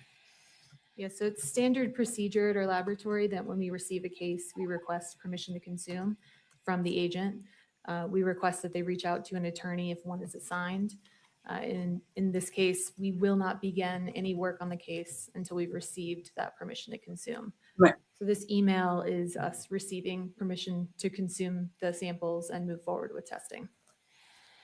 Now, does your policy have, does your lab have a policy for preserving samples for independent testing by the defense? Where possible, we will not consume samples where it's possible. And that policy is a longstanding one, not only in your lab, but pretty much everywhere in forensic That's where it's DNA possible. If analysis, there's enough. right? That's correct. Goes back to 1996, does it not, when the National NRC recommended a policy that samples be split wherever possible at the front end of the analysis to allow for independent examination. Where possible, yes, that's correct. Right. And they did that because it was their conclusion, was it not? Enough That a samples. wrongfully accused person's best insurance against the possibility of being falsely incriminated is the opportunity to have the testing repeated. Such an opportunity should be provided whenever feasible. Where possible. Okay. Could you now go back to Exhibit 30, There's not always enough. page 8?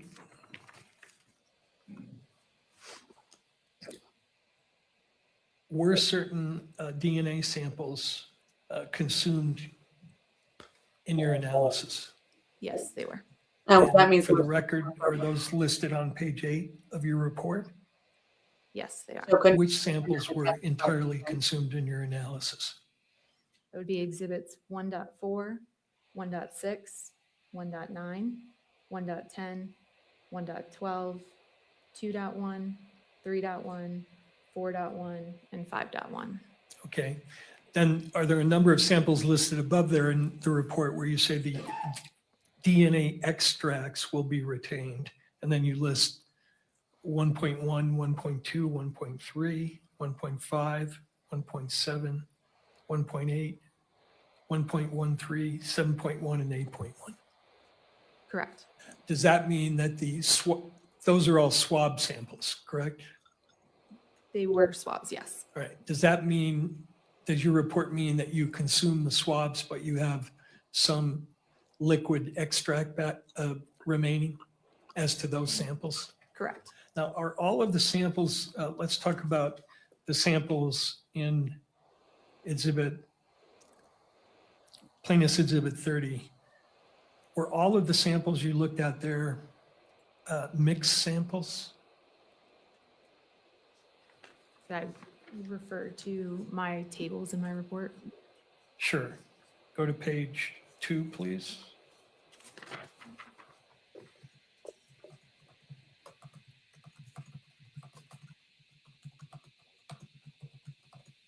And can we go to page 3 and 4? 3 and 4, please.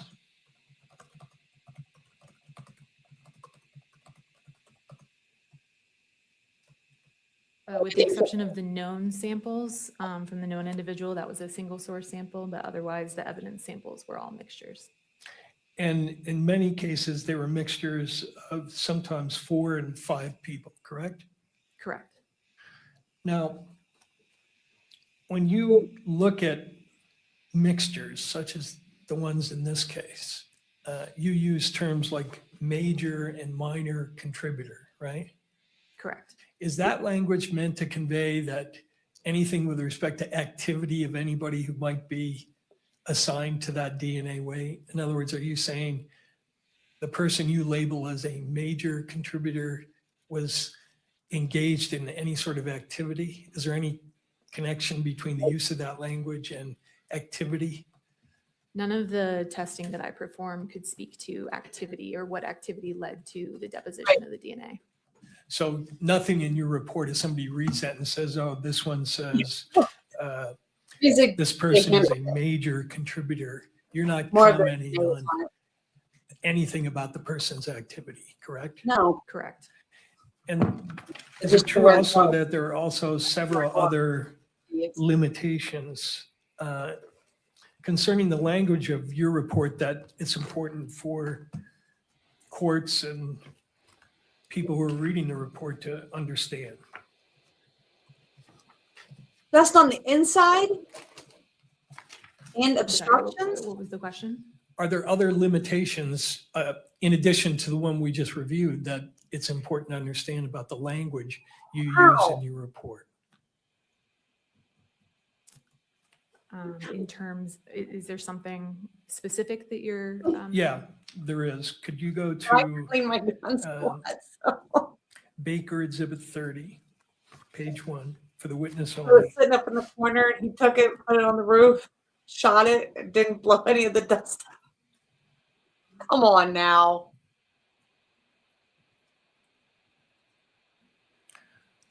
Are you familiar with this publication? Yes.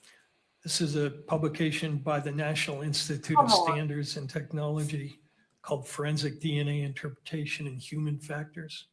Correct. This is put together as a guidance document for practitioners on what So it was sitting in to the simplify essentially. so it was sitting in the corner, barrel upright, for how long? He took it out, ran up on the roof, fired it, and it didn't blow any of the dust out. Because it wasn't in a case, right? I mean, mine are all in cases, but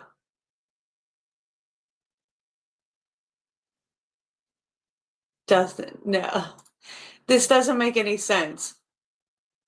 What to say and what not to say.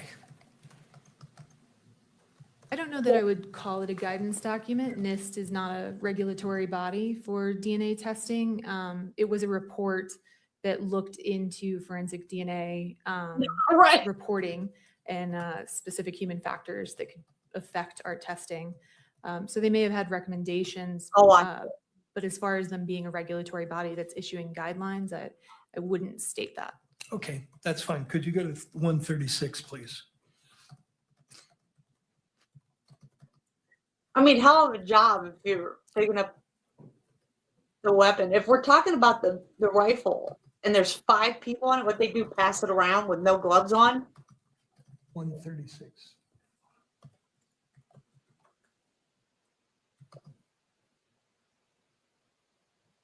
Right.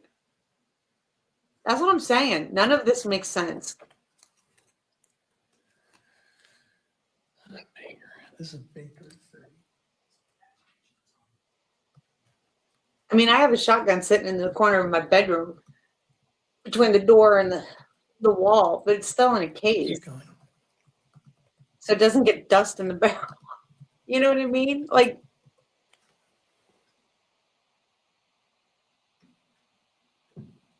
right. You always pass evidence around. No gloves on. No chain of command. Just, here, is this it? No, here, you check it out. Is this it? No, you check it out. 4 or 5 There we go, people right there. Wait, 135. I'm sorry. running through the woods. The more sweaty you are, the more DNA you leave, by the way. And then scroll down to the next page. It's crazy. So they're making recommendations here as to how the report should be worded, correct? Let me ask you whether you agree with some of these limitations, or they call them caveats. They talk about how you describe the number of contributors, and they say the true number of contributors of DNA to an item can never be known. Do you agree with that? Yes. Okay. They also say, let me ask one question before I ask this one, which is, do you use something called a reporting cap in all three of your reports?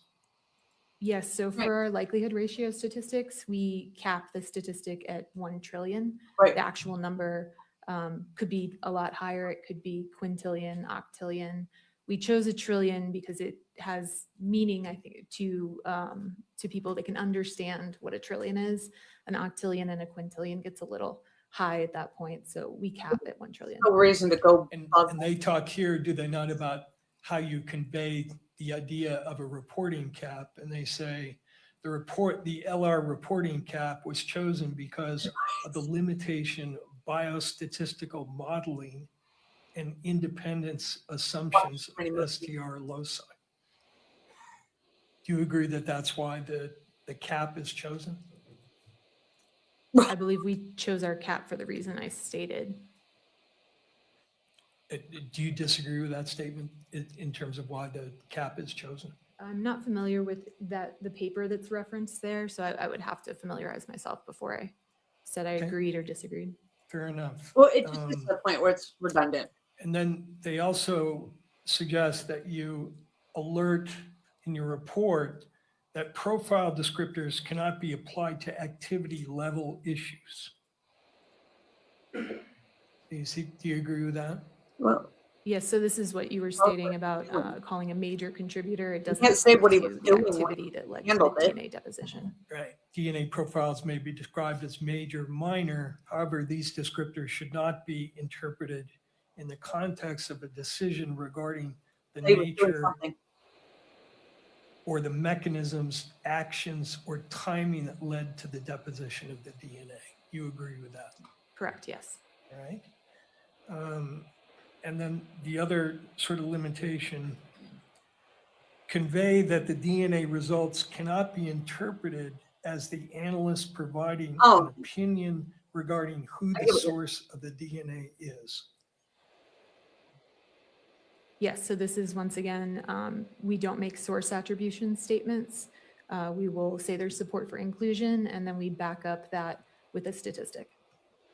So from a scientific standpoint, you couldn't read the paragraph that sets out the likelihood ratio in your report, whatever the number, and then blast a headline in the media, Mr. Robinson's DNA is found on this item. That's a source attribution, is it not?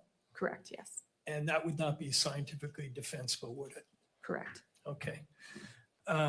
It's likely. Another limitation they talk about on likelihood ratios on the next page, please, 137. Likelihood ratios cannot speak to the likelihood of a proposition, only to the probability of the results given a pair of propositions. Do you agree with that? Yes. Explain that, because that's a little above my pay grade in terms of understanding. So a likelihood ratio statistic compares the probability of the DNA profile of the evidence given two competing hypotheses or two competing scenarios. Typically, the first is that the person of interest is included, and then the exclusionary hypothesis would be that the person of interest is excluded. So there's a random, unknown, unrelated individual contributing. And when they're elaborating on that point, they say a likelihood ratio indicates if and to what extent the DNA analysis results support one proposition over another. It is not possible on this basis alone to determine which is the most probable proposition. Do you agree with that? Yes. Okay. And then the next limitation they suggest you convey is that convey the DNA statistics cannot imply uniqueness within a population. Do you agree that that's a legitimate limitation? Yes. And explain what that means. Does that go back to the issue of source? You can't assign a source to a DNA sample? Correct. Okay. It says you should delineate the meaning of. Well, because basically what he's saying, and if they found his shirt and he was running and he was all sweaty, he could take his shirt, run it over the rifle, and his DNA's on it. So I can't say that he grabbed the gun, but I can say his DNA is on it. So the likelihood is his DNA is on it. Yes. But it doesn't mean that he handled the gun. Just know his DNA is on it. It's true. Of a verbal qualifier, but you didn't use one in this case, right? Correct. Okay. Now, you mentioned How people that get it all the time. your testing cannot, Right. and correct me if I'm wrong, I don't mischaracterize it. Your testing, none of the testing in any of the three reports can answer the question of how and when DNA got deposited. Is that true? That's true. That is true. DNA can't speak to the activity that led to the deposition of the DNA. And the report says, Years ago. with regard to that issue, with the increased sensitivity of DNA, Could have handled that rifle a year ago and it could still be on there. And somebody could have wrapped it and took it and laid it in the woods and it's on there. It depends on how minute it is. And then they passed it around in the woods. And that's why their other DNA shows up as major contributors versus his is a minor contributor. And that's the truth. It's no different than gunshot residue. I can go and shoot my gun tomorrow and then they could test my and wear a jacket and all that kind of stuff. Wear that jacket 3 days from now and put my hands through it and get gunshot residue on it. Gunshot residue doesn't tell you when you shot your gun, but you can get gunshot residue on it and it looks like, and they're going to say, oh, you shot your gun today. No, I didn't. I shot it 3 days ago. And in a week from now, if I go put the same gun on, I can put gunshot residue back over my hands. And you're going to test positive for gunshot residue. Doesn't mean you shot your gun that day. Just means that you wore a jacket that you shot your gun in. That's what I'm, but see, that doesn't matter either. Like I just said, if I wore a jacket today, went out and shot my gun, and 3 days from now, they tested it and I wore that same jacket that day and put my hands through, say it's got one of those fluffy ends on it, right? And I push my hands through it, I'm redepositing gunshot residue on my hand. Does that mean that I shot my gun that day? No. But that's how easy it is to pick it up, and that's how easy it is to convict you that you shot your gun that day. Because it doesn't tell you when you shot it, just shows that you got gunshot residue on your hand.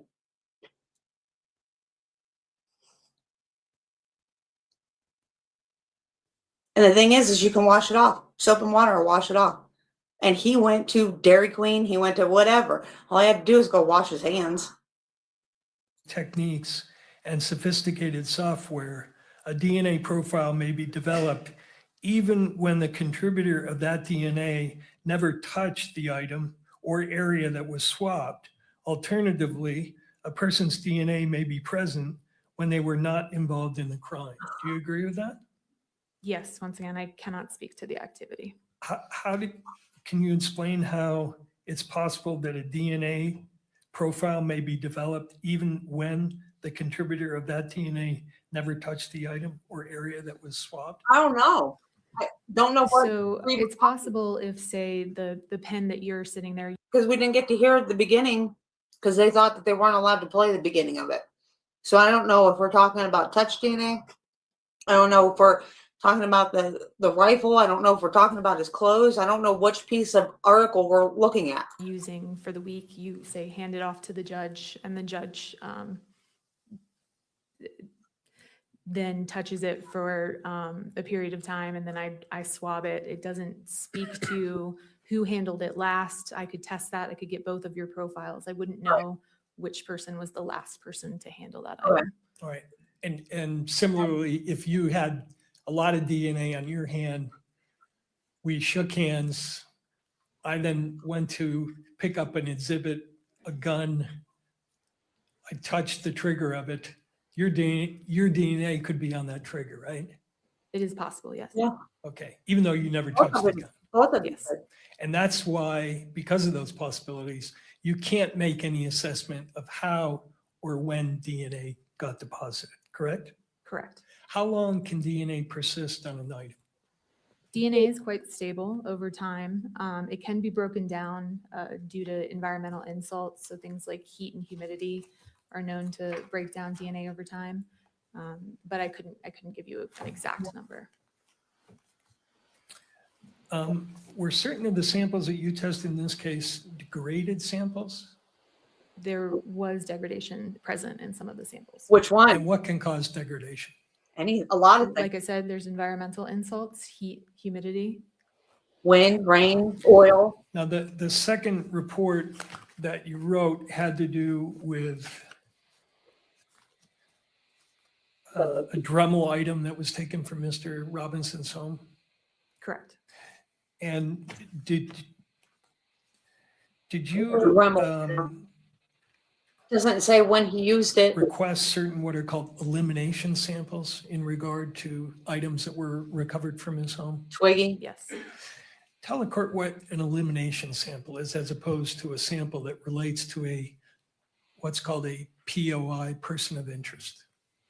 So an elimination sample is a sample taken from a known individual that it may be assumed that they could have come into contact with it. If I were to say swab your vehicle, then I would want your DNA sample as an elimination to eliminate you in order to look for any additional DNA that may be there.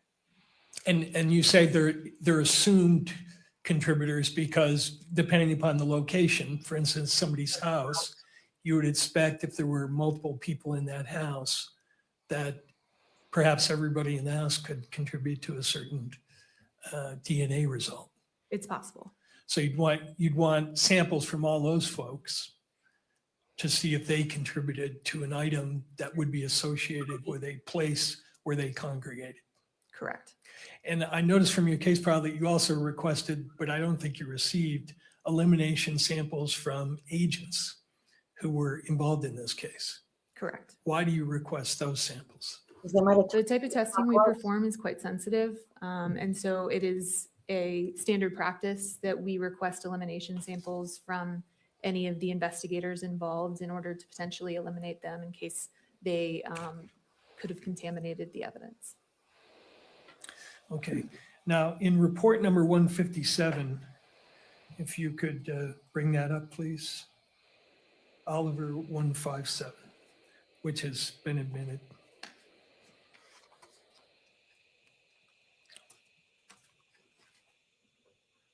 The elimination samples that you requested in connection with items seized from Mr. Robinson's apartment were from Amber Robinson,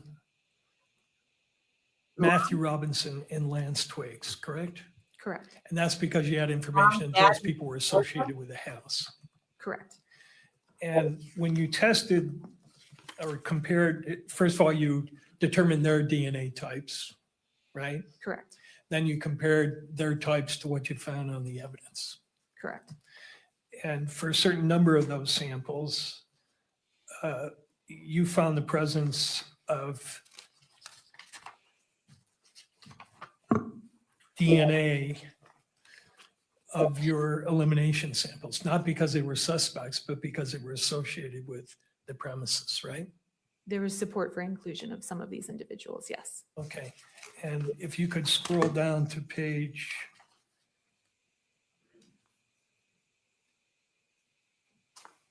4, which is the table. I just want to review briefly with you. For instance, item number 1.4, which was a swab from the rifle. You used the elimination sample of Mr. Robinson's father, and you found his DNA on that particular swab, correct? I would say there was support for inclusion of Matthew Robinson on the sample obtained from the swabs of the bolt of the rifle. I'm glad you pointed that out. That's, again, consistent with your other testimony. You're talking again about support for inclusion as a possible contributor. Correct. And Again, not because he's a suspect, but because he's associated with that premise. correct. And there would have been a likelihood ratio statistic calculated and to go along with that. Okay. Could you go to the next page? Similarly, with respect to 1.6, you found, again, Matthew Robinson on swap number 1.6, or a profile that indicated he was a possible contributor. There's support for inclusion of Matthew Robinson. Okay. And next page, actually go to page 7.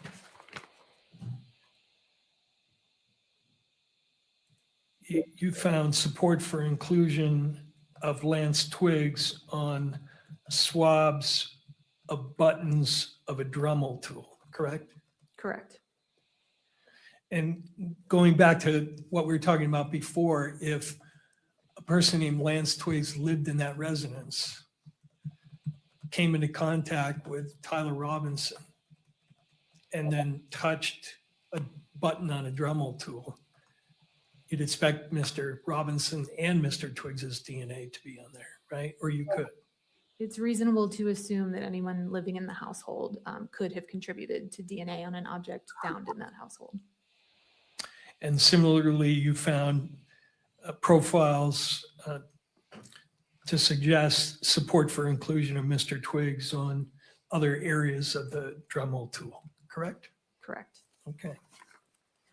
Now, the last area I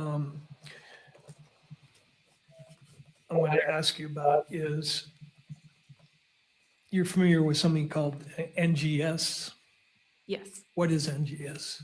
NGS stands for Next Generation Sequencing. It's a DNA technique that sequences your DNA. So it looks at the individual sequence of your DNA.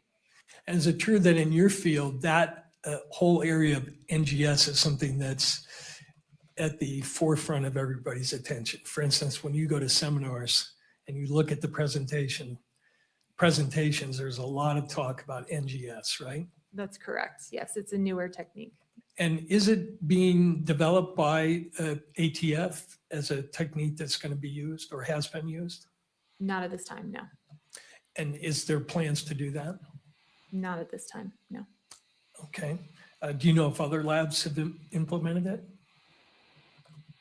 I believe there may be some laboratories in the United States that have it in use, but I wouldn't have direct knowledge of that. Now, you used a program in this case called STRMix, correct? Correct. And that's sold by a company in New Zealand, that software? Correct. Have they developed another program called STRMix NGS? I'm not aware of NGS software. Could you go to 156, Oliver 156?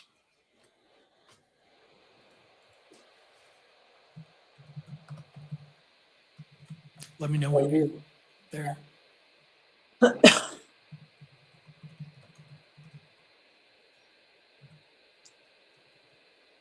Are you aware that the developers are selling a product called STRMix NGS?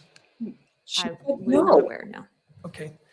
Now, sequencing analysis is different than what you did in this case, correct? Correct. And how so?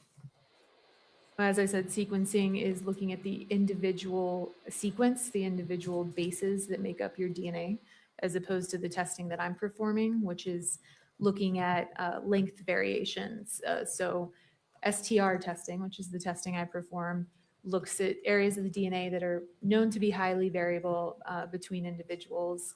And there are areas where the DNA sequence repeats itself and over again. And depending on who you are as an individual, you may have a different number of repeats present at that location. So the testing we're performing is looking at those length variations. There's a distinction between, say, if you have 10 repeats versus 12 repeats. But you're not looking within those lengths to see what the sequence of the DNA is. Correct. And that's what this new technology is designed to look at. Correct. And the reason it's designed to look at that is because it's been found that there are DNA areas that are different in sequence, even though they're the same length. Is that true? I think the reason for developing NGS software is to add another tool to a forensic biologist tool belt. Okay. Now, could you go to 154, please, for the witness only? You're familiar with this chart? Yes. Okay, this lists all the alleles that you found for all the testing in your 3 analysis, correct? No, it looks like, No, you were right, 154.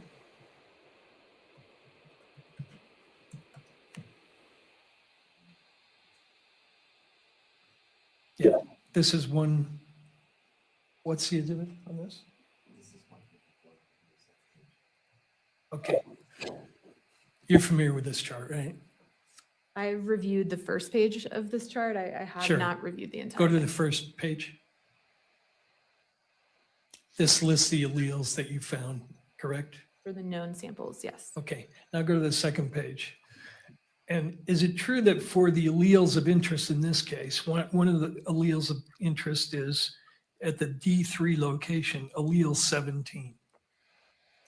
One of the locations that we look at on the DNA strand is called D3. That's a location, yes. Right, and in this case, the 17 allele is important because Mr. Robinson had a 17 allele, correct? Correct, And some of the evidence had a 17 allele correct, at that location. correct. So as I understand the way you do this, you look and compare whether those are the same number, basically. I wouldn't state that's how we do our comparison. So it's not just number matching. We're using STRMix, the STRMix software, in order to perform an analysis of the software that looks at the possibilities for a DNA profile and make comparison to the knowns that way. We aren't using a chart and just doing number matching. Yeah, and I wasn't suggesting you did, but you're looking at the alleles and measuring the peaks, and it's a fairly sophisticated process, correct? Right. Correct, But the bottom line is you're comparing alleles one against another. correct, So if a person is a 1717 and the evidence sample is a 1717, you're looking at that comparison. correct, And again, measuring only length. correct. But it's true, is it not, that researchers have found at that particular allele, the D317 allele, that there are actually 3 different 17s, 17A, 17B, 17C. Yeah, so there's something known as isoalleles. What that is you may have, in this case, a 17 allele, but the sequence within that 17 allele is different. So 2 people may have a 17, but they may have a different sequence within their 17 allele. And it's been found that there is a 17A, a 17B, and a 17C, correct? Objection. I would- Relevance to the probable cause hearing. At this point, I think we've once again gone beyond probable cause, and based on Mr. Grunlander's argument, I would invoke his argument here in the case law that he referenced, and I object to this question. Let me withdraw the question, reframe it, and move beyond it. All right, so I'll sustain the objection. It will be reframed and we'll go from there. It's true, is it not, that at least 1, 2, 3, 5 of the locations of interest in this case, researchers have found that the alleles that you were looking at, these isoalleles, have different sequences but the same length. Objection. Relevance. The witness has testified she does not do sequencing I was gonna analysis say. here, and that's what the question is asking, is about sequencing analysis. Counsel? The point, though, is that her testing cannot distinguish between these isoalleles. And She doesn't know therefore anything goes about it. to Bring the somebody else weight that of knows. the comparisons. But if she didn't do that, Right. Yeah, that's the point, is that she didn't do it, and therefore she's not in a position to draw conclusions. But your- everybody's DNA is unique into themselves. That proffer is inaccurate, that she's not able to draw conclusions because she did not do NGS or sequencing analysis. She has testified that her lab and the analysis she did here is not sequencing analysis, it's something different. Whether or not she could do sequencing analysis is irrelevant Right. to the analysis that she did do. If Mr. Burt wants to call an expert to say sequencing analysis Right. is better or something like that, that's fine. Right. This expert does not do sequencing analysis. Therefore, the line of questioning that goes into sequencing analysis is It is irrelevant to her testimony. Let me Right. see if I could lay a further foundation. All right, so Mhm. I'm going to sustain the objection. And the question may be re-asked if council chooses. When you do your analysis using length only, do you go by the rule that if any STR locus fails to match when comparing the genotypes between two or more samples, then the comparison of profiles between the question and reference sample is usually declared a non-match, regardless of how many other loci match? No, it's not quite that simple. What you're speaking of is an exclusion, is that correct? Yeah, right. So it's possible for DNA evidence we spoke about, it's possible that DNA evidence be degraded. In a case like that, there may be the potential that some of the profile has what we call dropped out. So it's not present. In that case, we wouldn't expect necessarily to have a inclusion or exclusion at that location because there's no information present there. So it's not quite as simple as is every allele Really in trying to this simplify. in this chart present in the evidence. There's more to it than that. If you had a difference in sequence between a known and a question across many loci, would you exclude the person? It It's depends again, on. objection, Your Honor. Right. We're going back into sequencing, which is not the It's not her analysis that was done in this expertise. case. Mr. Burt. Yeah, bring somebody else Again, with that Your Honor, expertise if- if you want to if- question that. There could be an Oh my exclusion based on this and the testing was not done. I think that. Well, is then right. bring them up.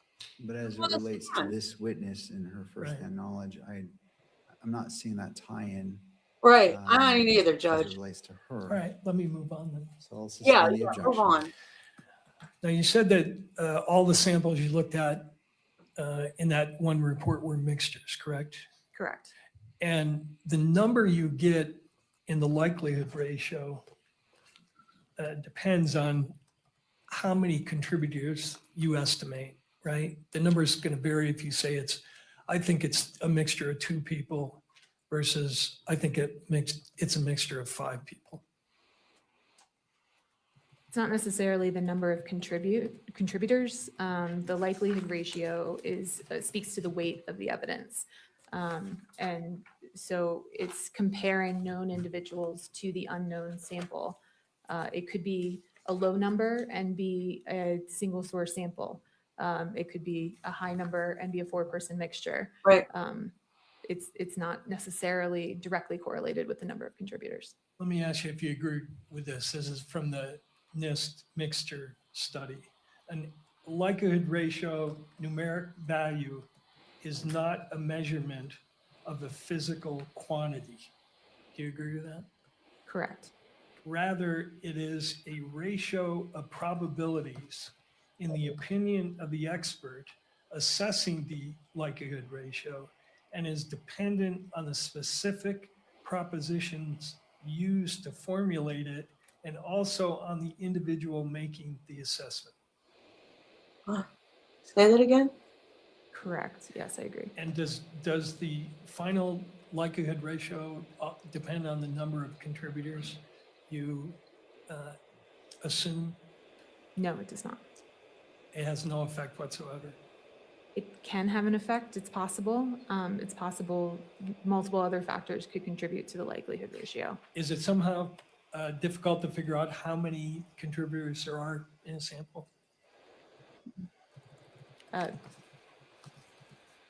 Depends on the degradation of it.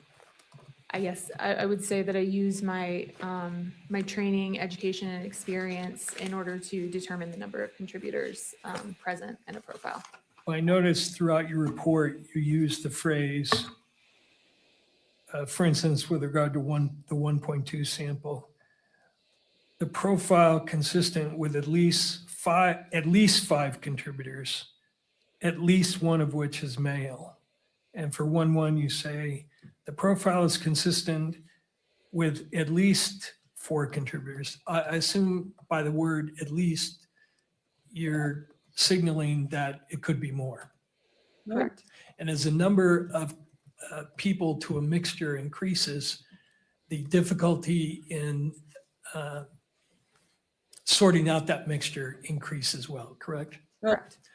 I noticed in your standard operating procedure, there's some guidance on interpreting 3-person mixtures. Familiar with that, right? Yes.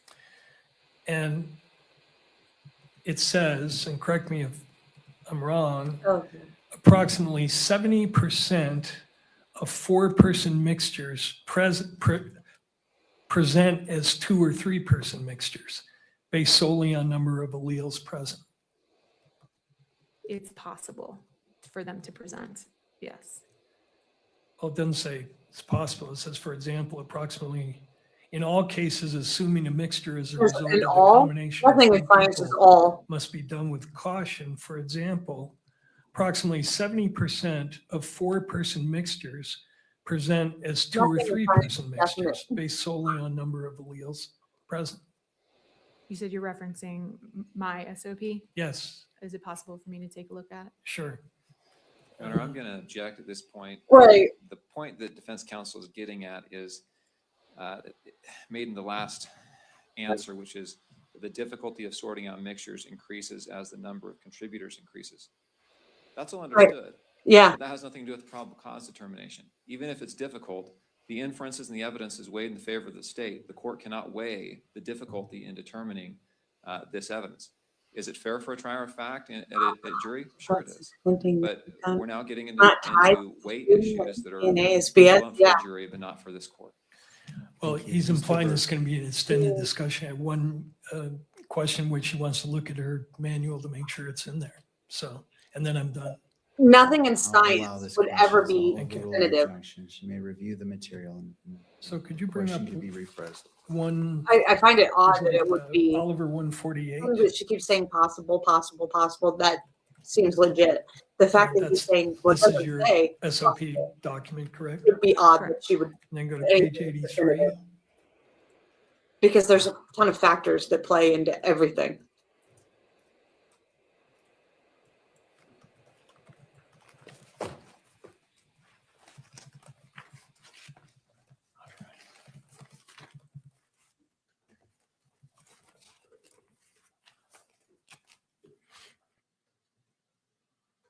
He wants something to be definitive. It's definitive. Did I read that correctly? Yes. And so it's true, is it not, that approximately 70% of 4-person mixtures Approximately. present as 2 or 3-person mixtures? Approximately. Possible. Thank you. That's all I have. Approximately. See? We've been going for a bit, and depending on how That's much fucking odd. costs, and trying to decide if a break is See, I had to warranted or change it. Mr. Possible. McBride, you wish What is your possible? costs is What's limited. possible, it's not. Again, not trying to say which way you should go. I'm just trying to weigh whether we should take a break. Odd. I will probably be 20 minutes. All right, let's just keep going, and then at that point, we can take a break. Thank you, Mr. McBride.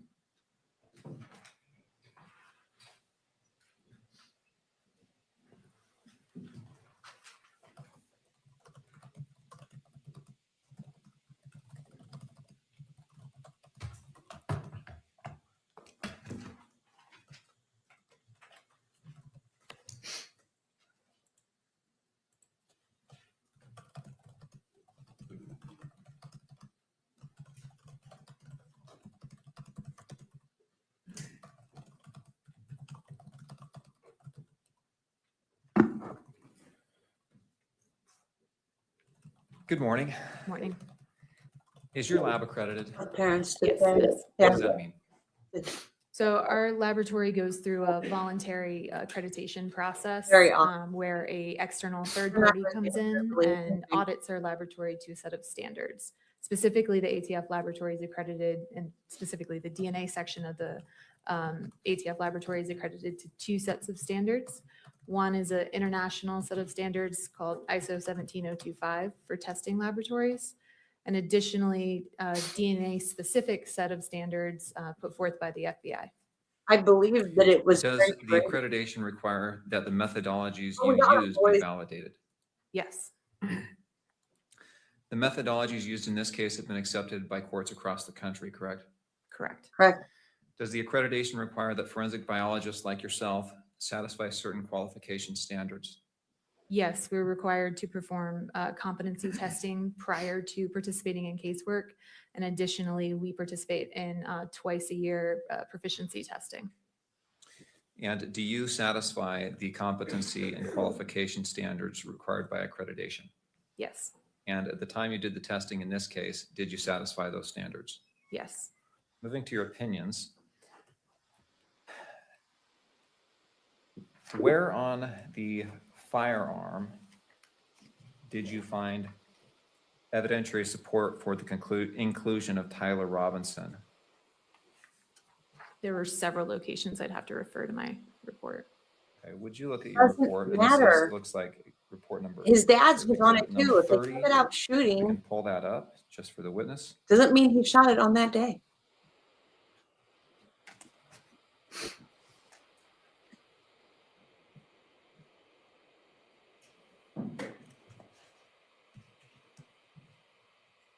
Haven't been shooting in a month. You tested my guns right now, they'd have my DNA on it. I just moved my Glock. If you tested it, it would have my DNA on it. Doesn't mean I shot it.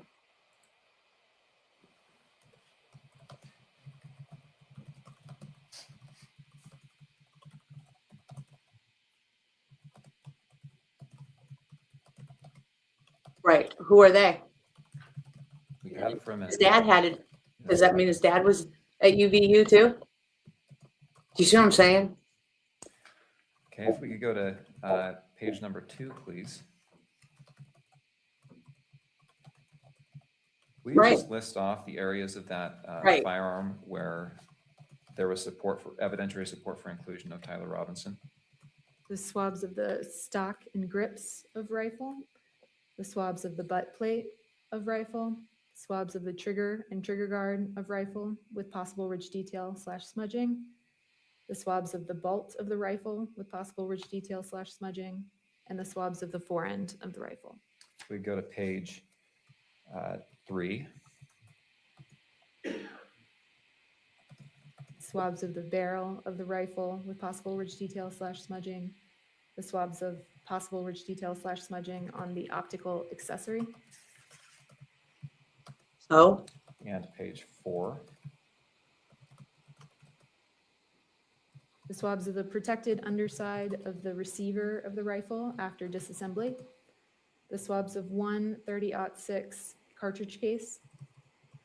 The swabs of one 30-06 cartridge. And the swabs of one 30-06 cartridge. I want to ask you about a couple of those conclusions. right.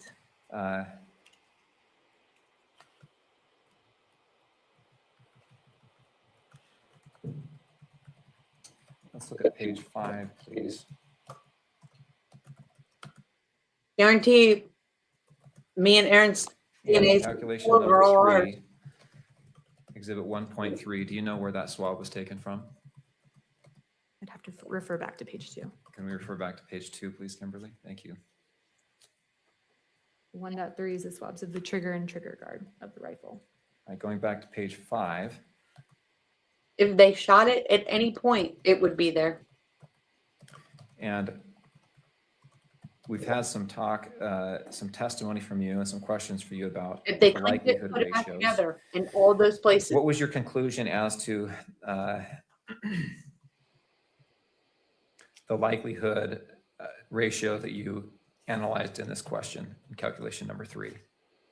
For this exhibit, the DNA profile was at least 1 trillion times more likely if it originated from Tyler Robinson as the major component and 3 unknown unrelated individuals than if it originated from 4 unrelated individuals.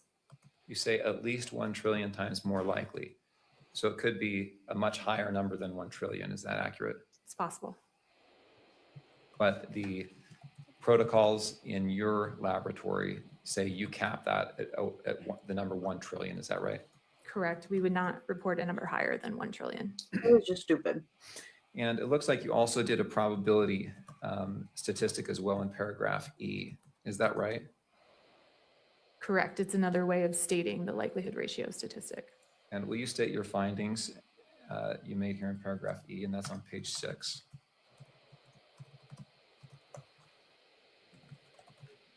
The probability of an unrelated individual in the population who has not contributed DNA to the sample yielding this level of support is less than 1 in a trillion.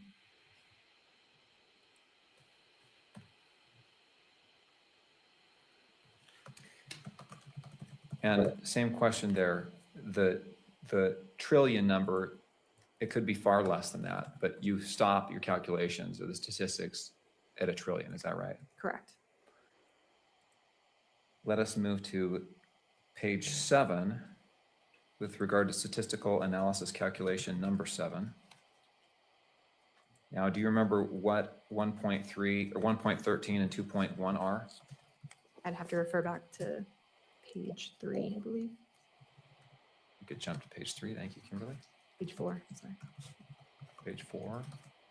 The 1.13 is the swabs of the protected underside of the receiver of the rifle after disassembly. And 2.1 is the swabs of one 30-06 cartridge case. Now, did you do the swabs themselves? I did not.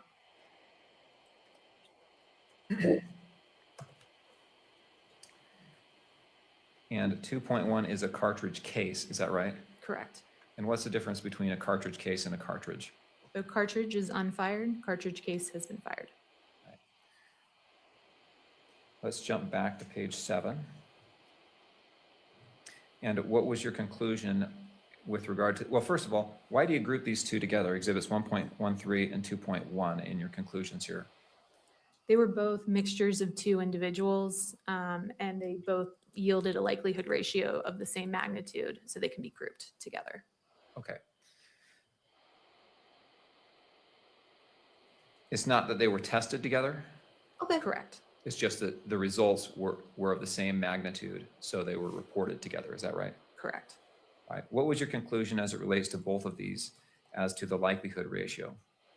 The DNA profiles are at least 1 trillion times more likely if they originated from Tyler Robinson as the major contributor and an unknown unrelated individual than if they originated from 2 unknown unrelated individuals. So who was the other And unknown? did you make a conclusion here as well about the a probability statistic? Yes, so the probability of an unrelated individual in the population who has not contributed DNA to these samples yielding this level of support, so meaning yielding this likelihood ratio, is less than 1 in a trillion.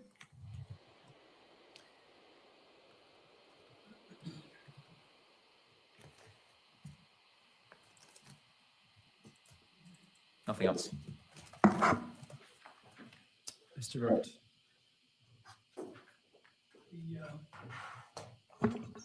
The 1.3 sample is described as swabs of trigger and trigger guard, right? Correct.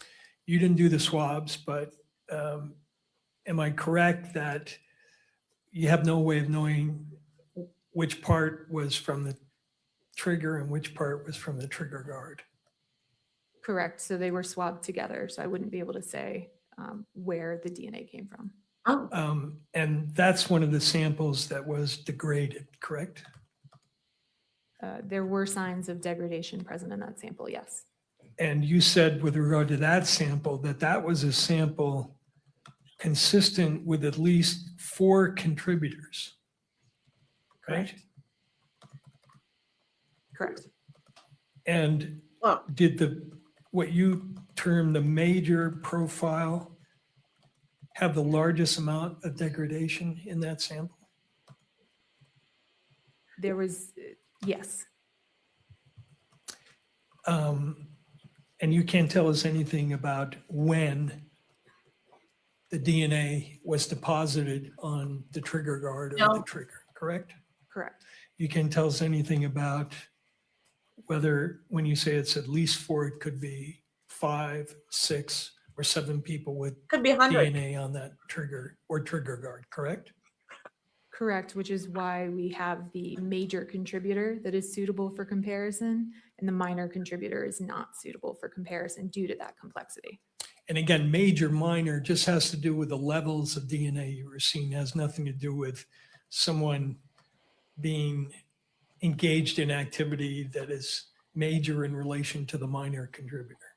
Yes, so the major contributor is the majority of the DNA contributed to that sample. Okay. And some of these samples, you have major contributors of more than one person, right? Correct. So for sample 1.1, swabs of stock, you have 2 major profiles, and there are at least 4 contributors on that sample, right? Can I refer to my report? Sure. It's I can't believe they Exhibit 30, swabbed this, plaintiff's 30. the trigger guard and the trigger at the same time.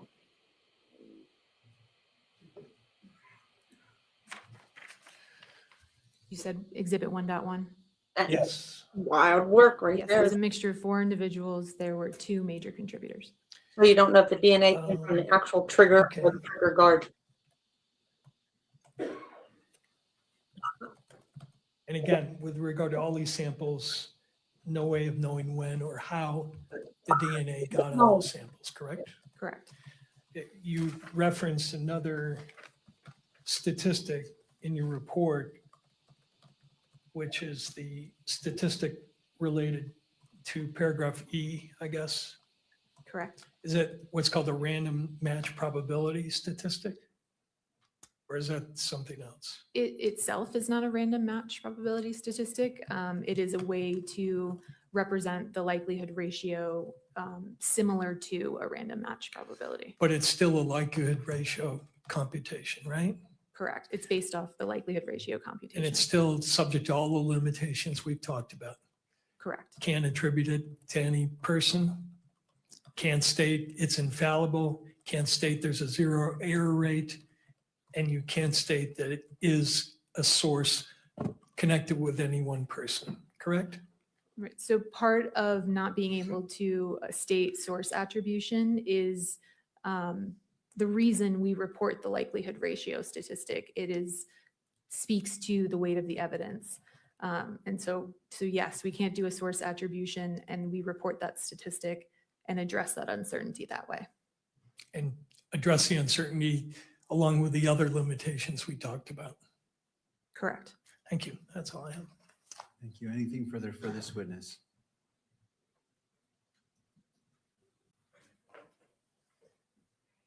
No. All right. May this witness be excused? All right. Thank you, ma'am. You may step down. Anything further from the defense? No, we have no further witnesses.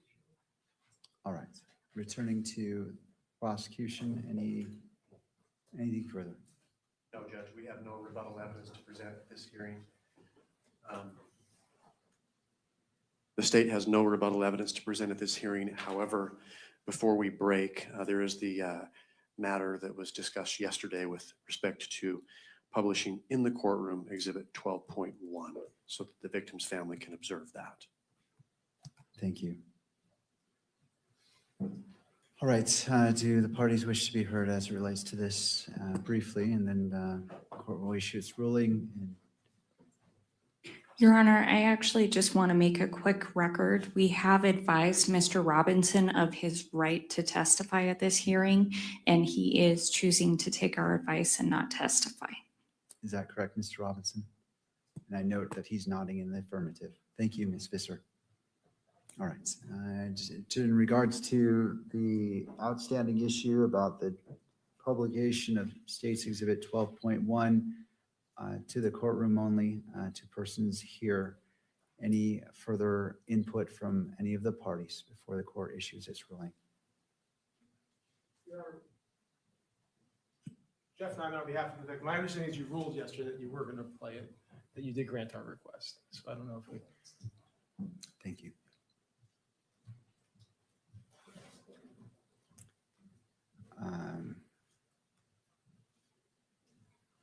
Judge, I might simply add, given the court's ruling this morning with respect to displaying exhibits, we may want to make a record with the live streaming folks here that it's not going to be published. Thank you.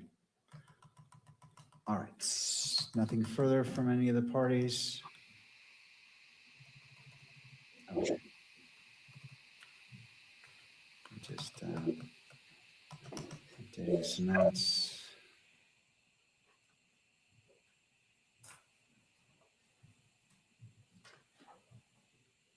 All right. The court wishes to readdress yesterday's ruling in light of this morning's sanction as it relates to Exhibit 16. The court separately addressed that incident and imposed a sanction on the record. Having considered all applicable public access, fair trial, privacy, and victims' rights interests, the court adheres to its prior ruling. The court finds that temporarily limiting live stream to audio only while Exhibit 12.1 is displayed is necessary to prevent the inadvertent publication of the exhibit from being transmitted to outside the courtroom, and no broader and is taking the least restrictive means to accomplish what is being requested. Accordingly, Exhibit 12.1 may be viewed by all persons physically present in the courtroom, including victim representative Ms. Kirk in her capacity as the victim representative. The same in-court viewing rules applies to all parties and courtroom attendees. And that is the ruling of the court. Let's go ahead and proceed to that, to the stage. So could the camera operator let me know when we're switched to an audio only? We are? Okay. All right, and as it's switched to audio only to the state, now my understanding there's no audio on this surveillance on 12.1, is that correct? All right, so let's go ahead and play that. And I'm going to rule that this also applies to the still photographer. It cannot be captured the screen in any way. I noted video recording, but I intend as well as no still capture of any of the monitors during the publication of 12.1. All right.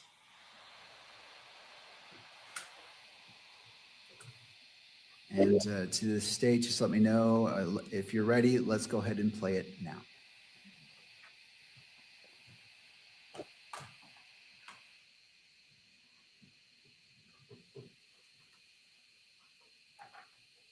What are we playing?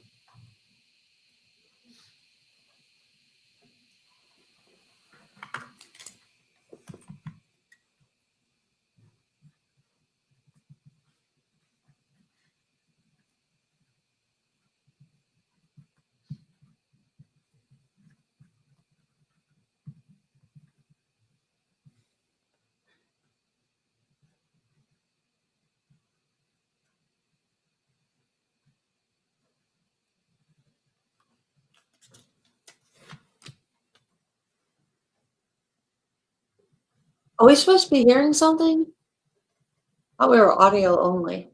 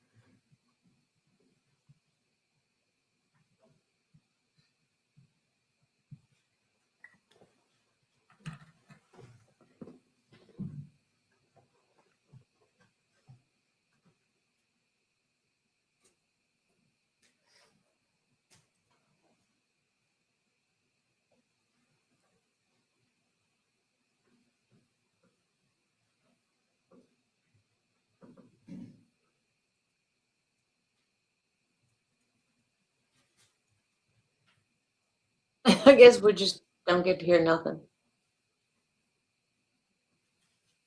Or see anything.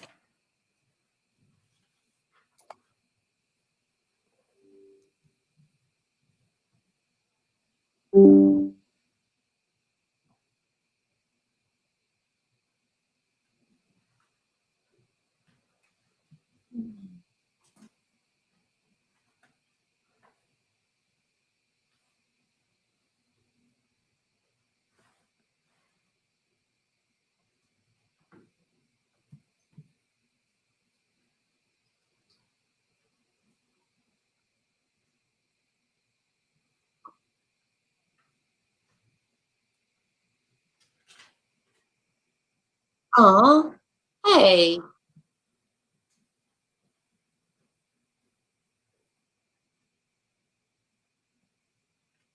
No, we're just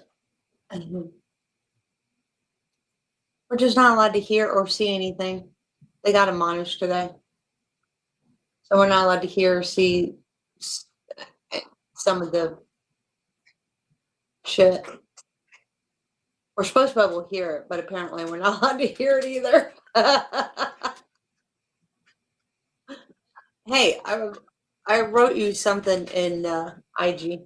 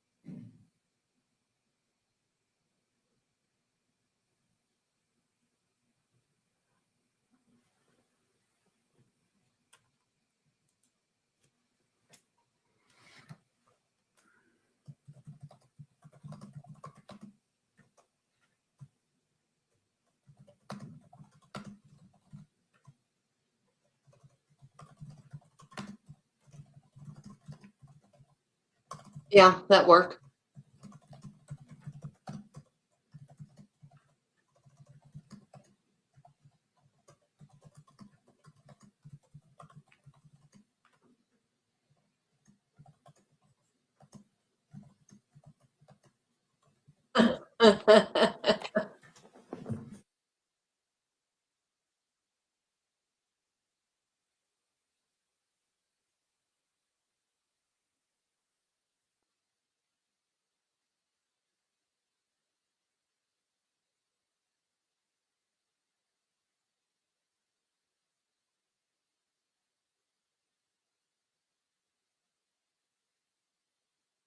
Yeah, mine was acting weird this morning too. I tried to make a reel and it acted all dumb. And it made my reel like 4 sections.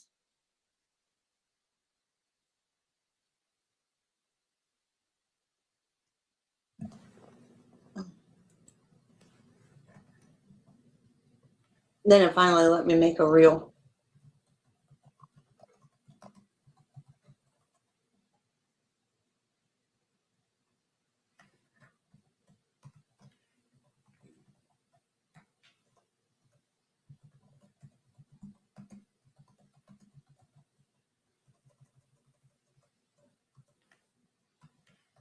What are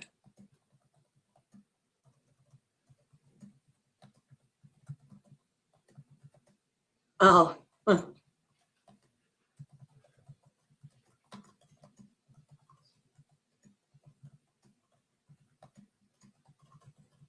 This is so ridiculous, this stupid evidence is being presented to the courtroom only.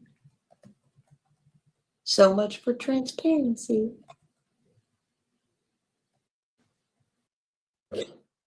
Oh, crap. As there are no matters, no further matters before the court, this proceeding is adjourned until September 1st Oh, at 10 a.m. I missed something. Okay.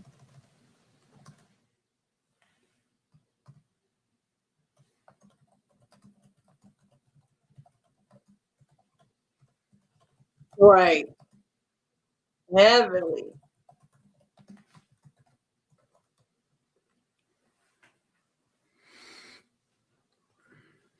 All right, and that concludes the playing of Stacy Exhibit 12.1 video transmission may resume. Just let me know when that is live.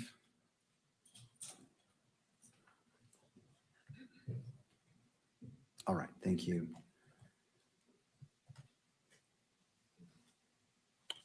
Does either party need the benefit of the record? The state does not, Judge. No, Your Honor. All right. So this preliminary hearing is continued to September 1st at 10 a.m. for an in-person hearing. The court will allocate up to 4 hours total for argument. That's encompassing both parties. Does the defense request that Mr. Robinson be physically present for that hearing? Yes, Your Honor. All right, we'll make the recording. Thank you. The court appreciates the professionalism, civility, and respect shown by counsel, the parties, and all persons in attendance throughout these proceedings. As there are no matters, no further matters before the court, this proceeding is adjourned until September 1st at 10 a.m. Good afternoon to you all. Wow. That's some wild work right there.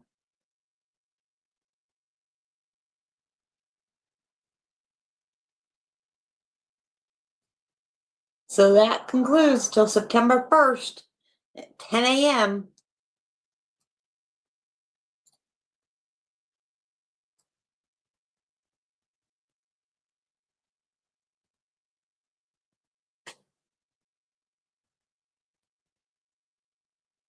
Yeah. Okay, so I'm going to end this live stream since that's the end of that. Set the calendar for sure. And we will come back on September 1st, right, for that. So Monday we'll do some other stuff and all that, but since this is over, that's all I'm gonna do for this live stream. But we'll do some, I don't know, we'll get into something on Monday. Everybody have a good weekend and enjoy your time off. So we'll see what happens. If there's anything that pops up, I'll bring that in Monday, see what everybody says. I'll look around YouTube and see what all the lawyers have to say and all that stuff, see what the consensus is. But other than that, I'm glad I made it right. I'll talk to you on IG. But yeah, he took a nap. Anyway, until next time. Man, club justice system, but the deck set to fail. You speak for transparency, they call it a crime. Next day, you suspended for 6 months of your time.